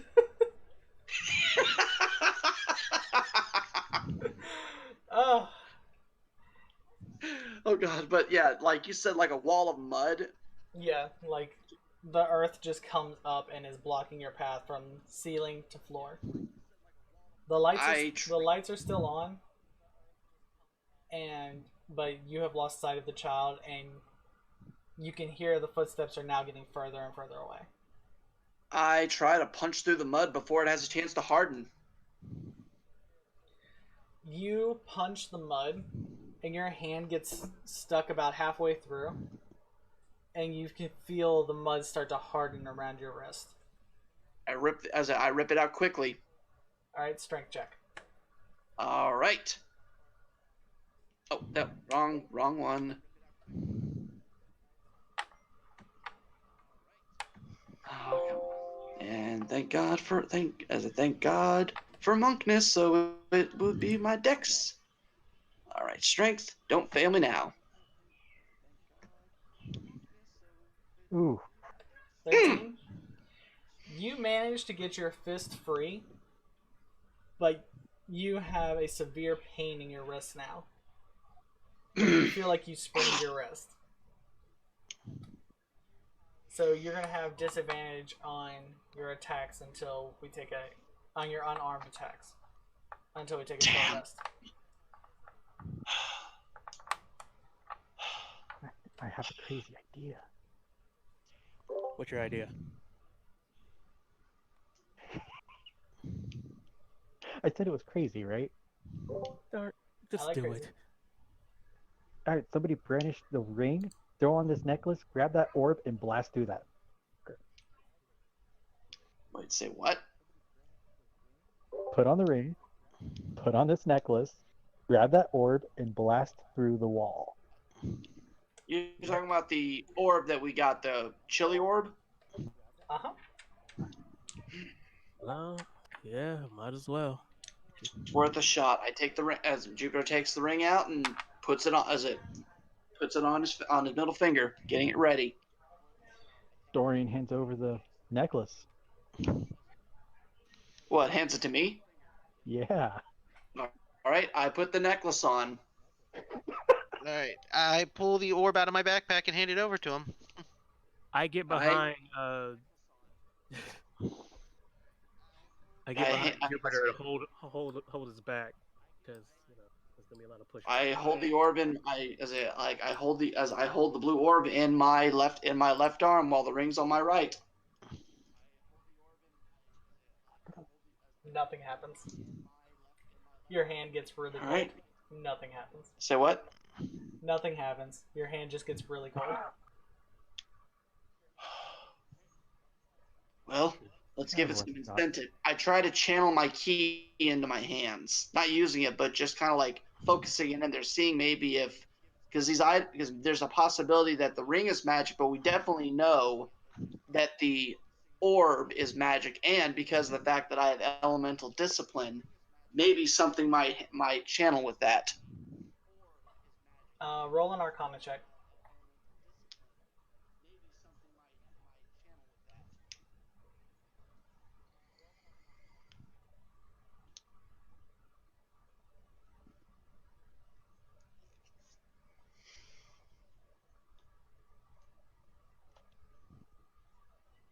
All right. So does that do anything? Roll an Arcana check. Oh, okay. Sorry. Arcana. That's intelligence. So luckily I have a decent modifier for that. Arcana check. Right. Making sure that I got that correctly on there. All right. 14. You can feel the water and ice in the orb, but you also realize that you do not know the command to release it. And no amount of ki or arcane energy forced into it is going to release it. Wait, did you say I cast Identify on this? Yes, on this one you did. Oh, then we would know the command word. You know that it requires not a command word, but a command object. And what? It And what's the object? It basically has to be combined with another object for it to release its full power. I take out the vial of white liquid. Okay. Okay, you said it has to be combined? You can try. I know this is probably going to be really stupid, but we don't really have an option right now. I pop the cork off.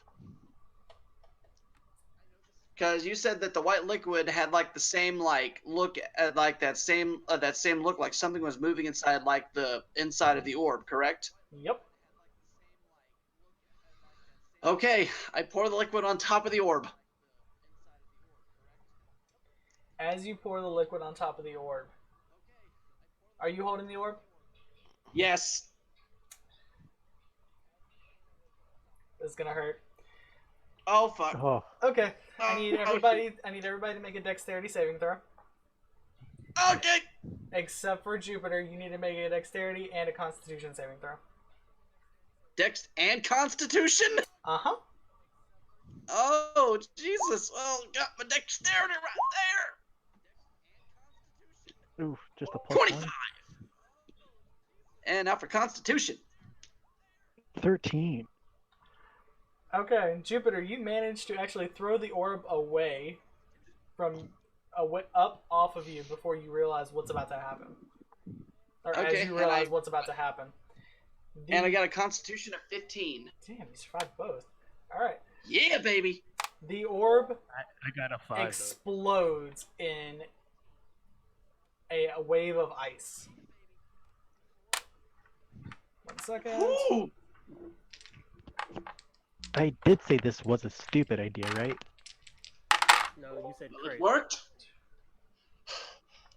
You just see his body just tensing up from that because he realized just how lucky he got. Okay. Cross, Jupiter. So you. Yeah, Cross and Jupiter, you guys take 10 ice damage. Or, I'm sorry. Oh crap! I'm sorry, you take 6 ice damage. You guys take 6 ice damage. Okay, I was gonna say that would knock me down to 1 if I took that. Darian and Red, you guys take 10. Ooh. 6 ice damage. And Chris, the hand you were holding that orb with is broken. Oh god! So you have disadvantage on all unarmed strikes until you are healed. He is.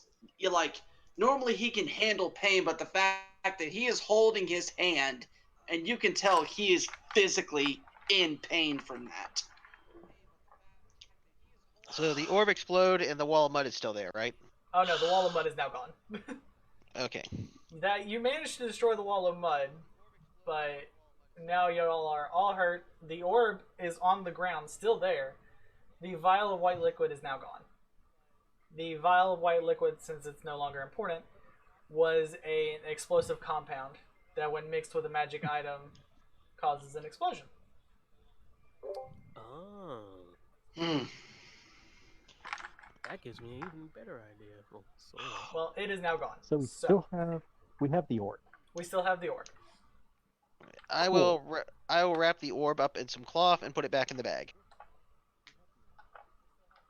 All right.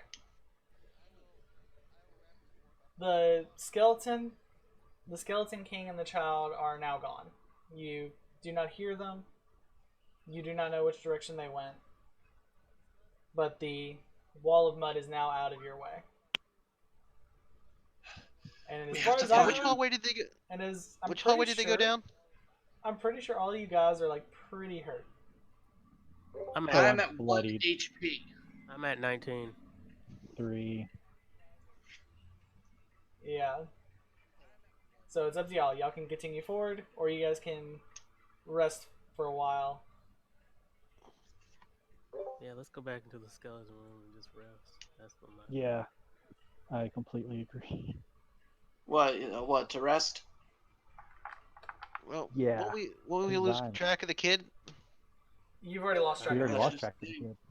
We already Yeah. lost. Yeah. Rest is a good option right now, because I'm just hobbling in the freaking room right now, holding my icy broken hand. Dorian's helping you all the way. This was my bad idea, anyways. Well, I should have realized. I shouldn't have held the item that I had no idea how each of them would react. I realized I should have just set the orb on the ground and tossed the white liquid to it. Well, if we have a few minutes, hand me the ring. It never seems to go like this in the stories. I just hold my ring out. You're going to have to take it off because I only have one working hand at the moment. I slip the ring off his hand and I pull up one of my books and like curl up in the corner with the book and the ring, and I'll start identifying it. It'll take about 10 minutes. Okay. Yep. Anybody Dorian want to do- just slides the necklace off of his neck. Thank you. All right. So Jupiter's just about trying to get. All right. We'll say there's about a Say what? 20-minute time frame between identifying the necklace and the ring. So in that 20 minutes, what are you guys doing? I'm just trying to gather myself and to kind of meditate, to kind of try to block out the pain and just kind of recuperate, because the fact that he saw this child go towards something that looked like his father and everything, and with all the crazy stuff that's been going, as he's going to say this, I feel that someone is taking advantage of this kid. They know something about that child that we don't, and I don't like it. Do you remember that you remember that shadow in that room that had that grin on its face? How can I Like, forget that? I couldn't either. I feel that it has something connected with this, Indeed. and I don't like it. I'm gonna take the short rest to recover. Okay. We are He just taking turns a around, short yeah. rest. So. I'll go back sitting in my corner with my greatsword on my lap and just. I'm trying to think of how many hit die I have on my because I know I can recover. I've got 1d8 plus 8 of hit die. Well, I've got 3 total hit die, and the fact that with a short rest, I can reset my wait. Cover key, reset maximum HP change during this rest. Oh, so I can regain HP and key during a short rest. Yep. I think. But the problem is with that short rest, that wouldn't heal up my arm. It's broken. No, your arm's broken. You're either gonna have to go to a healer or it's gonna take a few days. Right. Which the doctor back on the ship could take care of you, but oh, Cross, that is one thing I forgot to mention. There is a giant snake watching the front door. Okay. Giant sea snake watching the front door, so you guys cannot go back out the way you came in. Like, how big of a giant sea snake? About 100 feet long. Okay. Only 100? Only 100. Yeah. So, yeah, I'm going to try to. I'm trying to think. I'll probably use like 2 hit die to replenish my HP, and I'll reset my key because I don't know what we're gonna have left to do. I'm taking a short rest. Is that what everybody else is doing? Well, 'Cause I I'm think casting Identify, so I cannot short rest. Okay. Yeah. He's casting Identify, so. Yeah, that's where they're at that. Yeah, it's about the best that we can do best I can do right now. Confirm. All right. Short rest taken. Alright. I think Red was the only one that was kind of unscathed from all that. Oh man, I got 5 HP, and how do All I do have is the 19, so how do I do hit die on here? Because I'm still at 5 even before short rest. Okay, so you're taking a short rest, right? Yeah. You chose a number of hit. You chose a number of hit die to spend, correct? Yeah, 2 of them, All right, 2d8s. Then you just roll 2d8 and you add that many hit points to your current hit point. All right, let me get my. Well, oh, that's right. I've got the roll 20 on here. Let me just roll 2d8s. yeah, just do short rest or. Yeah. Yeah, we're taking a 30, so anything that comes back on a short rest. Okay. 2. Sorry, I don't know.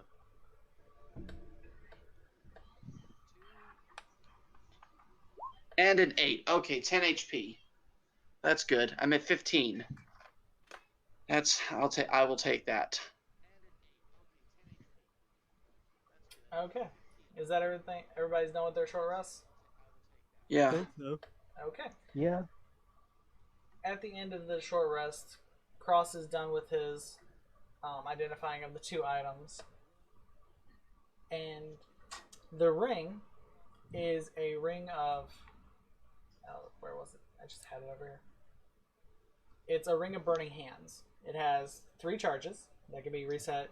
You roll 1d3 plus. It gets 1d3 plus 1 charges after a long rest. But you use up 3 charges and you can cast Burning Hands. That's how the Skeletal Mage was able to use that. So now I've got fire, lightning, and water in my repertoire. Yep. And could you put the stuff on the ring and everything in the loot channel for the in the Discord? Yes. Working on it actually. Yep. Okay. Right now. Thank you.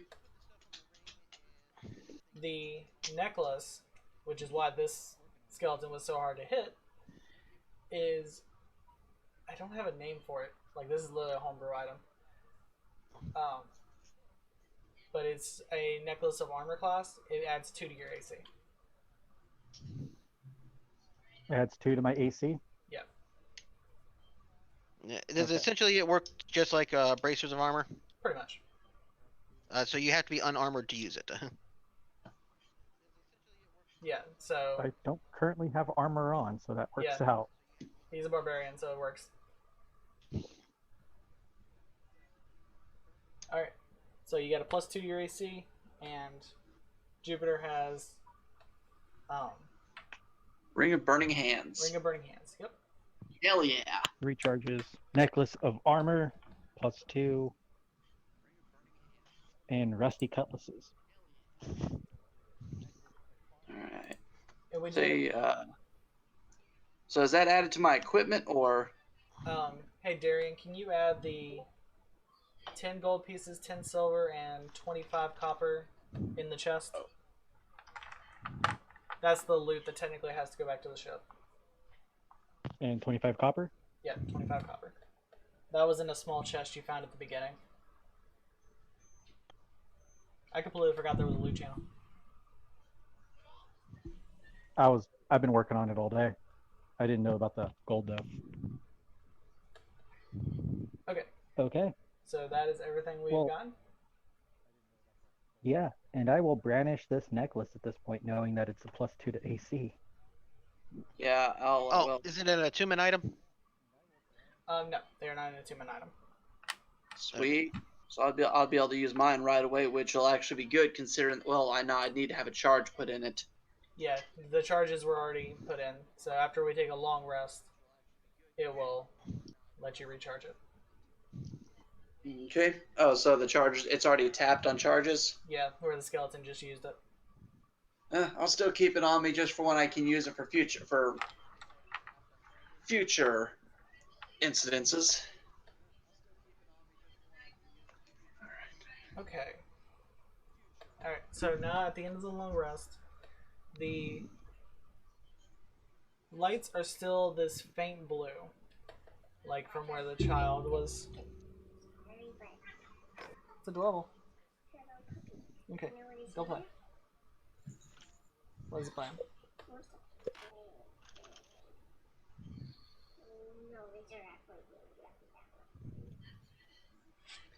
Alright, sorry about that.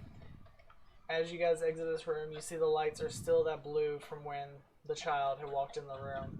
As you guys walk in, they start to turn back to a regular fire orange. You take that as a sign that either the child is in danger or that he just isn't close to this room anymore. If you head straight out of the room and straight, that's back towards the main entrance. If you go out and turn north, you are headed toward where the skeleton was walking. What do you guys want to do?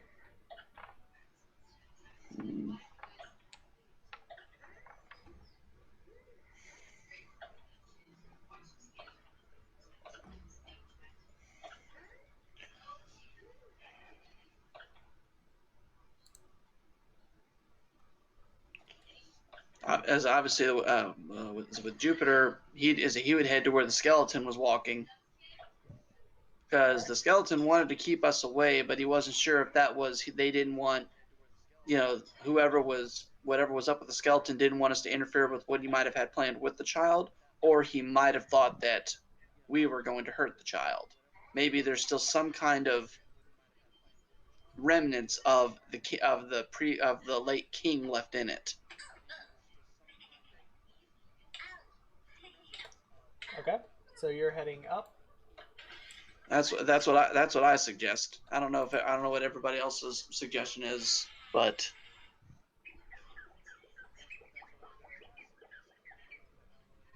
I'm all for it. Alright.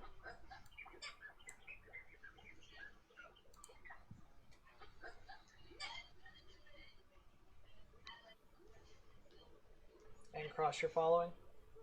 Yeah, I am following along the others. Sorry, I thought I went through. I think I might have been on mute. Okay. You guys come to an almost round room. You see there's a single pillar in the middle, and around that pillar you can see an exit directly north, one to the east, one to the west. You don't know which direction the skeleton went, and you don't know what's ahead of you.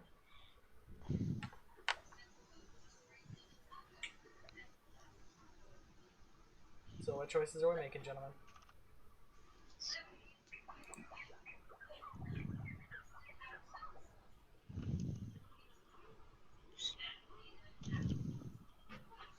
We have scary, spooky skeletons coming towards us. I'm sorry? So we've got a left path, a right path, and the straight path. Mm-hmm. Right, left, or straight? Well, right always seems to be right with me, so why not go that way? Alright, you want to go right? Agreed. I'll go right as well. Right seems to have given us a lot more than what we actually would need so far within all of this.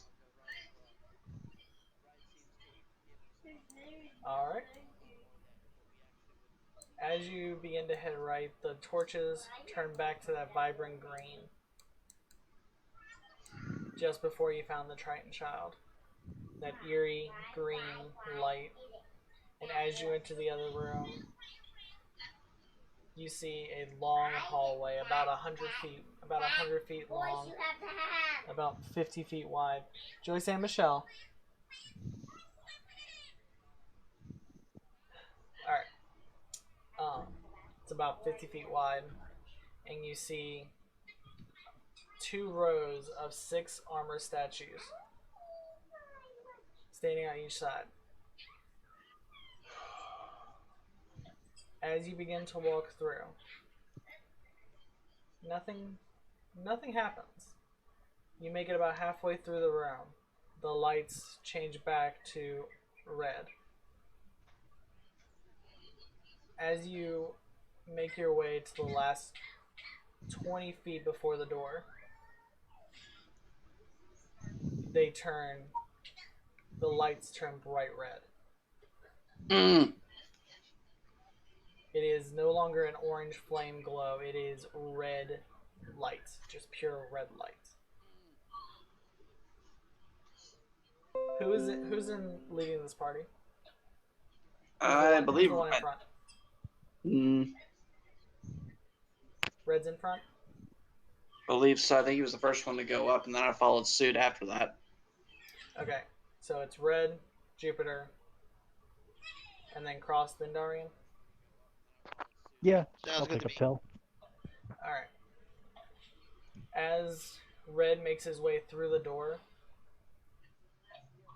2 of the orbs launch firebolt at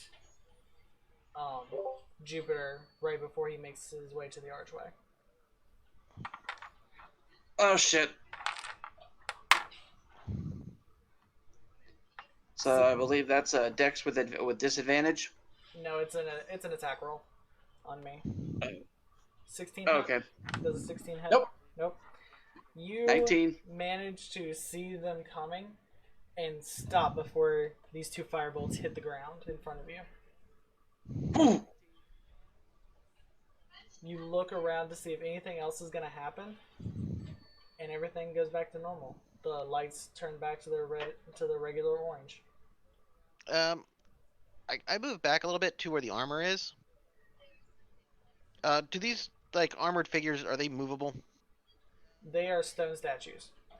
They're stone statues, but do they move? Do you mean like their body parts, or can you like push them? Can you push them? You can. Okay, great. I look over at the large guy with the 2-handed sword. Okay. All right. Here's what I need you to do. I need you to push this thing over to right about where the firebolts started coming out, and kind of stick it in front of where the firebolts are firing from. Okay. All right. How about I you need just a use my strength pipe? check from Darian. Oh, I think I know what he's planning. Roll for it, or Yeah, roll your strength check. See how long this is gonna take. I think my strength is a +1. Funny enough.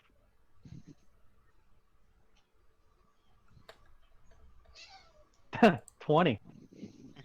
All right. It takes Wait, you a what? minute. It takes you a minute to get started, but once you get it pushing, it only takes you about 2 minutes to get it over to into position. Okay. All right, and then we'll do the same thing with one of the other statues for the other side. We'll keep the same strength roll. It takes you a few minutes to Okay. get I'll into do it. position. You want to come back out of the archway? Oh yeah. All right. So I'm actually inside of the room doing all the work. Yeah, you are like literally on the other side of this archway, like after the trap had already sprung. And like, yeah, Jupiter's like right here, and then yeah, Peter, like that. Okay. Here, I'm just gonna take him off the board for the moment, unless I need to use him. Yeah, he's fine over there. He's So I on would my, imagine he's that on my he's main just token. riding on the shoulder. Well, he's on my. I actually have him. Token. He has Alright. a little Pokeball. He's good. Oh, that's Actually, great. He literally does. I can send him to the Fey plane and bring him back. That's dope. Okay, but we got the Zelda push statues in the place, right? Yep. In front of where the fire was coming out. So someone run across the archway real quick. Yeah, you do that. Yeah, go for it. I just did all the hard work. All right, Jupiter, you're the next one to cross the archway. Yeah, you said me? You were the next one in line, I think. Okay, yep. I will walk across. You walk across the archway. Nothing happens.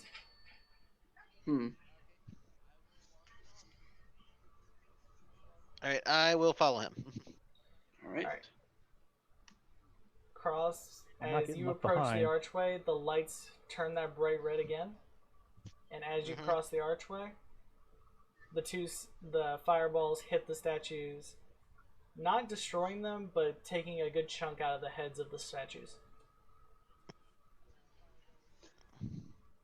Okay. Definitely not my approval for that idea. All right, Darian. Jupiter gives him the non-broken hand thumbs up for that one. Good thinking on that. Oh, I read it Well, in a just- book. Follow suit. Well, knowledge is I power. follow up. As you cross the archway, 2 more firebolts come out, and they blow the statues up, but do not affect you. You get across the archway. All right.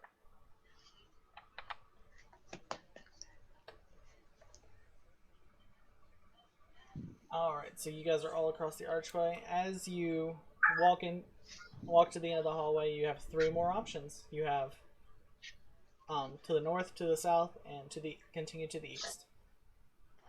So right, left, or straight ahead. Well, you're leader. You're in front, Jupiter. And are we able to see? Well, actually, one of red. these I think red's hallways? the one that's up front. I don't know. Well, let's see. Switch. Oh, that's right. Let me see.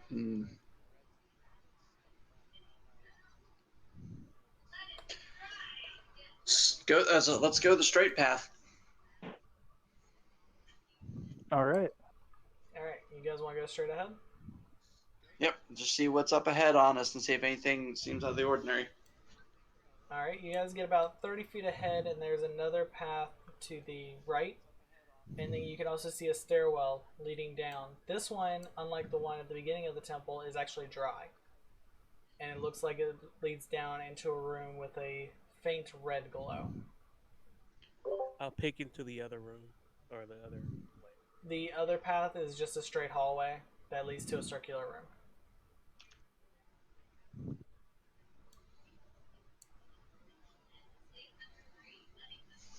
Let's go with the right. Let's go with the right path. I don't like the. Although, I don't like Look, we just got done being in a room with a red glow and had fireballs, and now we have another one.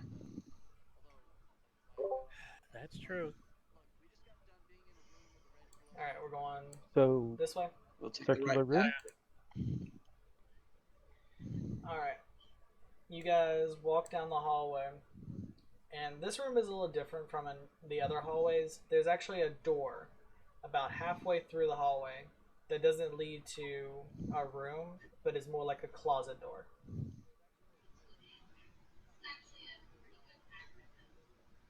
You notice there are no runes on it. There's no runes around the door. It's just a turn-handled door. It's the first door you've seen in this room, in this temple, apart from the front door.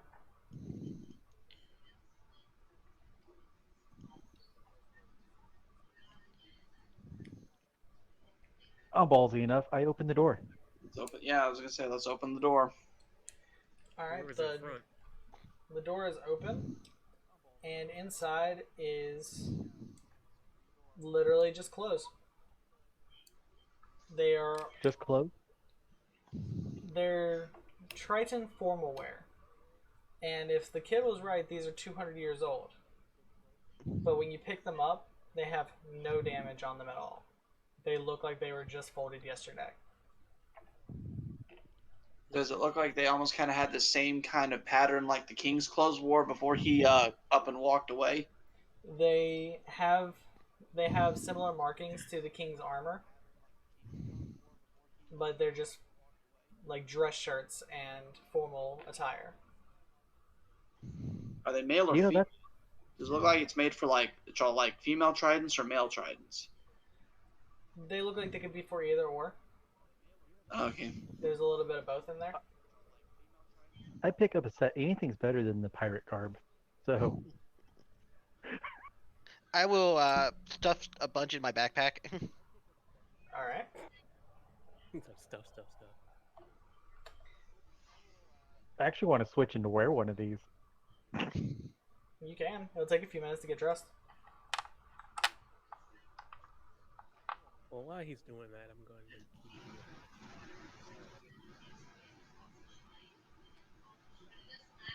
All right. Sorry, you went really cool. Yeah, I was like, I didn't hear. I said that while he's doing that, I'm gonna keep looking around. Okay. Okay. All right. So Red continues forward a little bit until he reaches the circular room, and it looked like a circular room at first, but you realize it's just a hallway that wraps around to an interior room. Okie dokie. And as far as you can tell, there are no exits from this room except the way you came in. Alright, continuing forward. Yep. Alright, as you guys are making your way As around the I'm circular pulling on room, pants.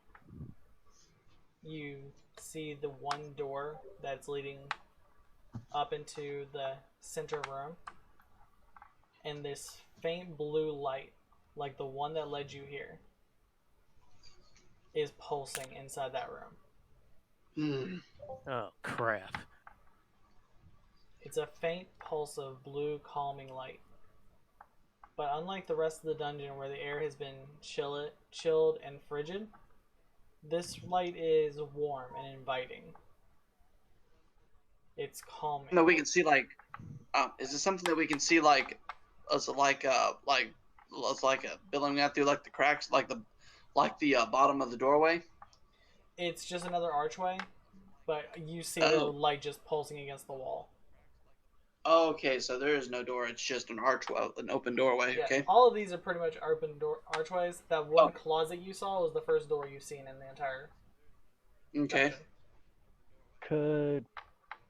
Do we need to do an insight or anything to it? If you guys want to know what this is, then yes, you can insight check. Alright. Alright, I have a +5 in it. Yeah, same here. I'll do that. I'll do an insight as well. Heck yeah, I got 0. What on the So it's inside on the light. From what you can tell, that there is a. Have you guys gotten into the room yet, or are you guys just standing outside of it right now? We're right out the door, right outside of the door. All right. All right, there's my insight and there's my arcane. I got insight right here, and Okay, y'all all I pass guess the free I'll insight. probably follow suit. Arcane probably wouldn't be a bad one as well. You know what? I got a little arcana. I mean, I got 1. Let's see what I know. Nothing. Okay. Dang. And 23 on Arcana. Okay. You're like, no. Everybody recognizes this as a healing and restorative light, but you're not sure what kind of restorative light. Jupiter is like I'm just gonna put my broken hand in there. If it's healing, I'm gonna take that chance. It's a healing light, and as you get closer, you realize there's another orb pulsing on top of a pillar. This pillar is built up into the orb and is holding the orb with makeshift claws. Upon further inspection, you realize these claws are skeletal hands. Oh shoot! And the tower itself is stone that formed around a person who was holding this item.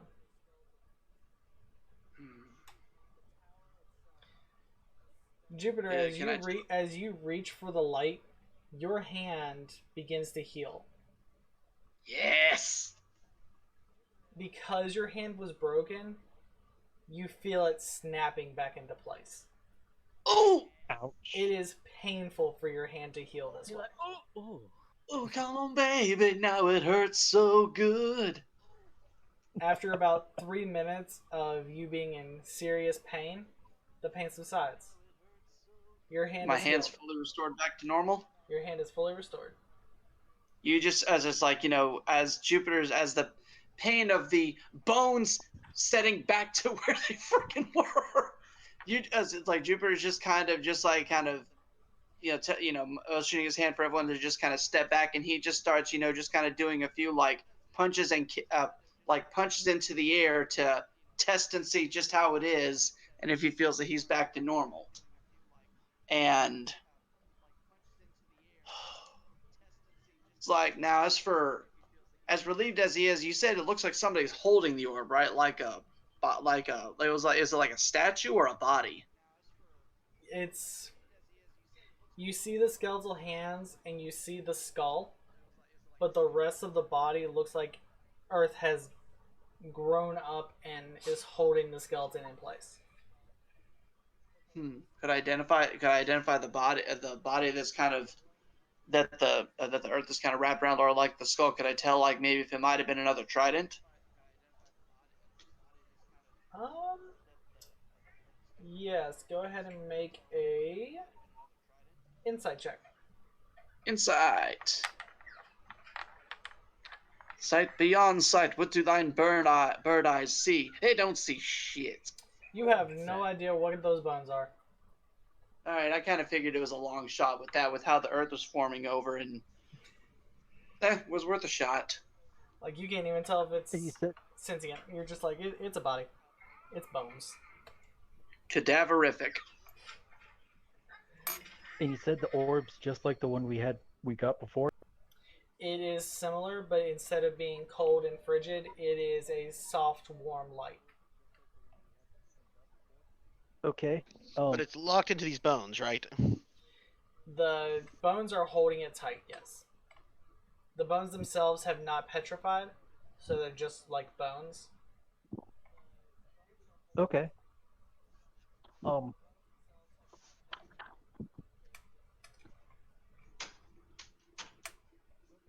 Why am I coming up with crazy ideas? I'm enjoying them. Hey, sometimes they work, sometimes they kind of semi-half-ass work, says the guy who had his hand broken. Like I said, I'm enjoying them. Yep, it's all Okay. good though. It happens. That's D&D. So I take my blanket and the rope that's in my bag. Am I able to tie it off? The orb with the hand attached to it? Yeah. Okay. Yeah, you should be able to get a rope around that. Shouldn't be a problem. Okay. And as I do that, I want to hand the rope to somebody else. Who wants to take the rope? I'll do it. Alright. You see the turtle hobble into the room and grab the rope and just like wait. And here's the crazy idea.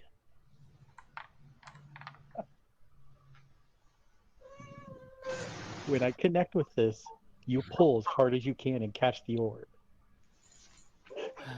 Okay. I'll assist in that catch just in case. Thank you. I want to grab my greatsword and whack as hard as I can at the base of this skeletal hand. Okay, roll a strength check. Roll an attack.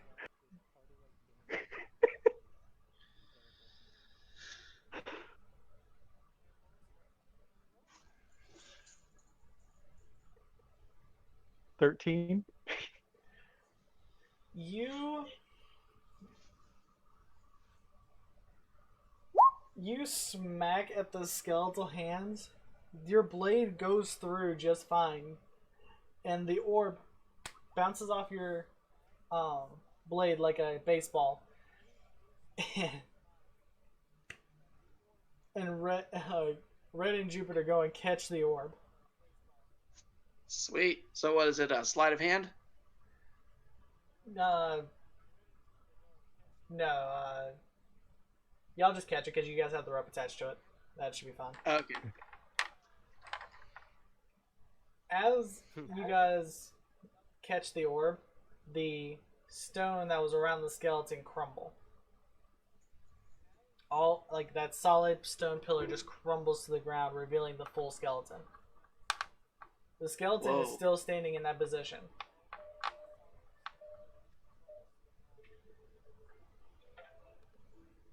Sorry, I didn't hear that last part. What did you say happened? The the rock around the skeleton just falls, and that skeleton is just standing in that position, now missing his hands. Shall we go? You guys want to inspect the skeleton or try and leave the room? I want to inspect it because that's I kind of will cool. too. I am curious about this. Can I just poke at it with my sword? Another insight. As you guys step closer to it, this green energy circles around the skeleton. As it gets to the eyes, the skeleton looks at you. His head cocked to the side and laughs. Not a diabolical laugh, not a sinister laugh. More like a, oh, there's more idiots here. He stands up and reattaches his hands. And just stands there looking at you. He puts his hands on his hips like he would have pockets there. And is like, hello. So, you're the next group of adventurers that were sent here. Yep. Yes. The next group of adventurers? Come on. What happened to the last group? And with that, we're going to end the session. Oh, come on! That's great. Good cliffhanger. As we get Dr. Farnsworth here at the end. Good news, everyone. Pretty much. No, that was I literally had to stop after the skeleton battle because I was like, I really don't have anything else planned at the moment. Hey, it worked. You could have fooled me. Okay. Like, I'm good at thinking on my feet. Like, that's one of my perks. So the Orb of Healing is heavy as well, right? The Orb of Healing is heavy, yes. Cool. Adding it to the loot. Just wanted to know. Train of thought. One, I apologize for missing. It just real life came up this morning. No, you're good. Two, if you're having some issues with Roll20, get a hold of me later and I can help through some stuff I have a lot of experience with. Yeah, I just couldn't get the tokens to come up for some reason. It was being weird. Like, were you trying to drag them onto the board as images, or were you just trying to drag them onto sheets? I was trying to get the player ones, and I couldn't get them to come off the sheets. Like I could get mine, and I could get Darian's to come off, but yours, Walter, and Jupiter, I couldn't get to come off for the longest It may time. depend on how they have the sheets right set up. We'll have to look at it. So yeah. And then like setting up the NPC tokens and the map stuff takes a little bit of getting used to. So yeah, I worked all day yesterday, and when I got home, I literally fell asleep. So yeah, I've been had that for, buddy. Yep, I have been there too. Trust me, I've had a lot of crazy this week. So should I just keep doing how I'm doing, or just wait for a character sheet to come up on? If you go to the sheet up here, I have I have your character in here. You can just I don't see it. Yeah, you have to actually go into the character sheets. There will be one of the tabs. I think it's under the edit controls. You'll see who can see and edit and manipulate the sheets. Yeah, I did not see. Yeah, you have to actually set it to be in his stuff. You have to set it. Usually, it's best to set them to all, then just give him the manipulation option. Yeah, it's in his. Yeah. I don't see the character sheet. Hold on. Let me try something. Okay. I'm gonna take this time. I gotta go make some cheesecake now, guys. This was a Cheesecake. lot of fun. Yeah, Oh. I have to. I still have some other stuff I have to take care of this afternoon. Again, I am sorry for missing this morning. Hopefully, it won't happen in the future. I just got to see how my crazy levels out. Yeah, it's all good, y'all. I actually got to go pop out and grab a few things as well because I'm getting me a few things of beer to kind of enjoy me a little a little birthday day me today. So I'm gonna go ahead and take care of that and take advantage of some community day stuff for Pokemon Go. I mean, So I'm I've just still gonna got order 2 pizza, hours left so- of it. I'm just ordering So- pizza and hanging out. It's all good. This was fun. This was fun though, guys. I definitely can't. I can't wait for next session, and hopefully I can try out my Ring of Burning. Yet. Maybe. All right. Hey, I'm not gonna lie though. That that necklace that adds +2 to your armor class. The fact that I'd be having a 21 armor class is OP as hell for a monk. That would be broken, and you are not allowed to have that necklace. No, that's all Right. fine. I kind of figured that it would have been kind of pushing the rules of that. I like the Ring of Burning Hands because that means that now I'm a firebender. Yeah, Pretty well, much. really, the necklace works just like bracers of armor, which is a monk's best friend. Yep, Yeah, no, I took the amulet. it's all Well, good. in a lot of ways, they're also barbarians' best friends because they have an armor issue to a point. I'm But like, they can stack damage. They can stack damage like an SOB, so that's all good. But and actually, giving so the extra confused by armor Darian. class to those who have low of it would work better for one that already has pretty high. I think I So, have to yeah, get Darian some armor in the next session because his armor class is awful. Yeah, it's 13 now. Oh, Yeah, Dang. did you not get any armor in your start stuff? Oh, I didn't. It was just basic. oof. All I right, did get a guys. +1 I'll see you greatsword. next week. So that All was right, nice. guys. Thank you so much, and we'll see you guys next week. Awesome. I'm guessing it's going to be same bat time, same bat place next week, 11 o'clock. Okay, yeah, 11 o'clock your time.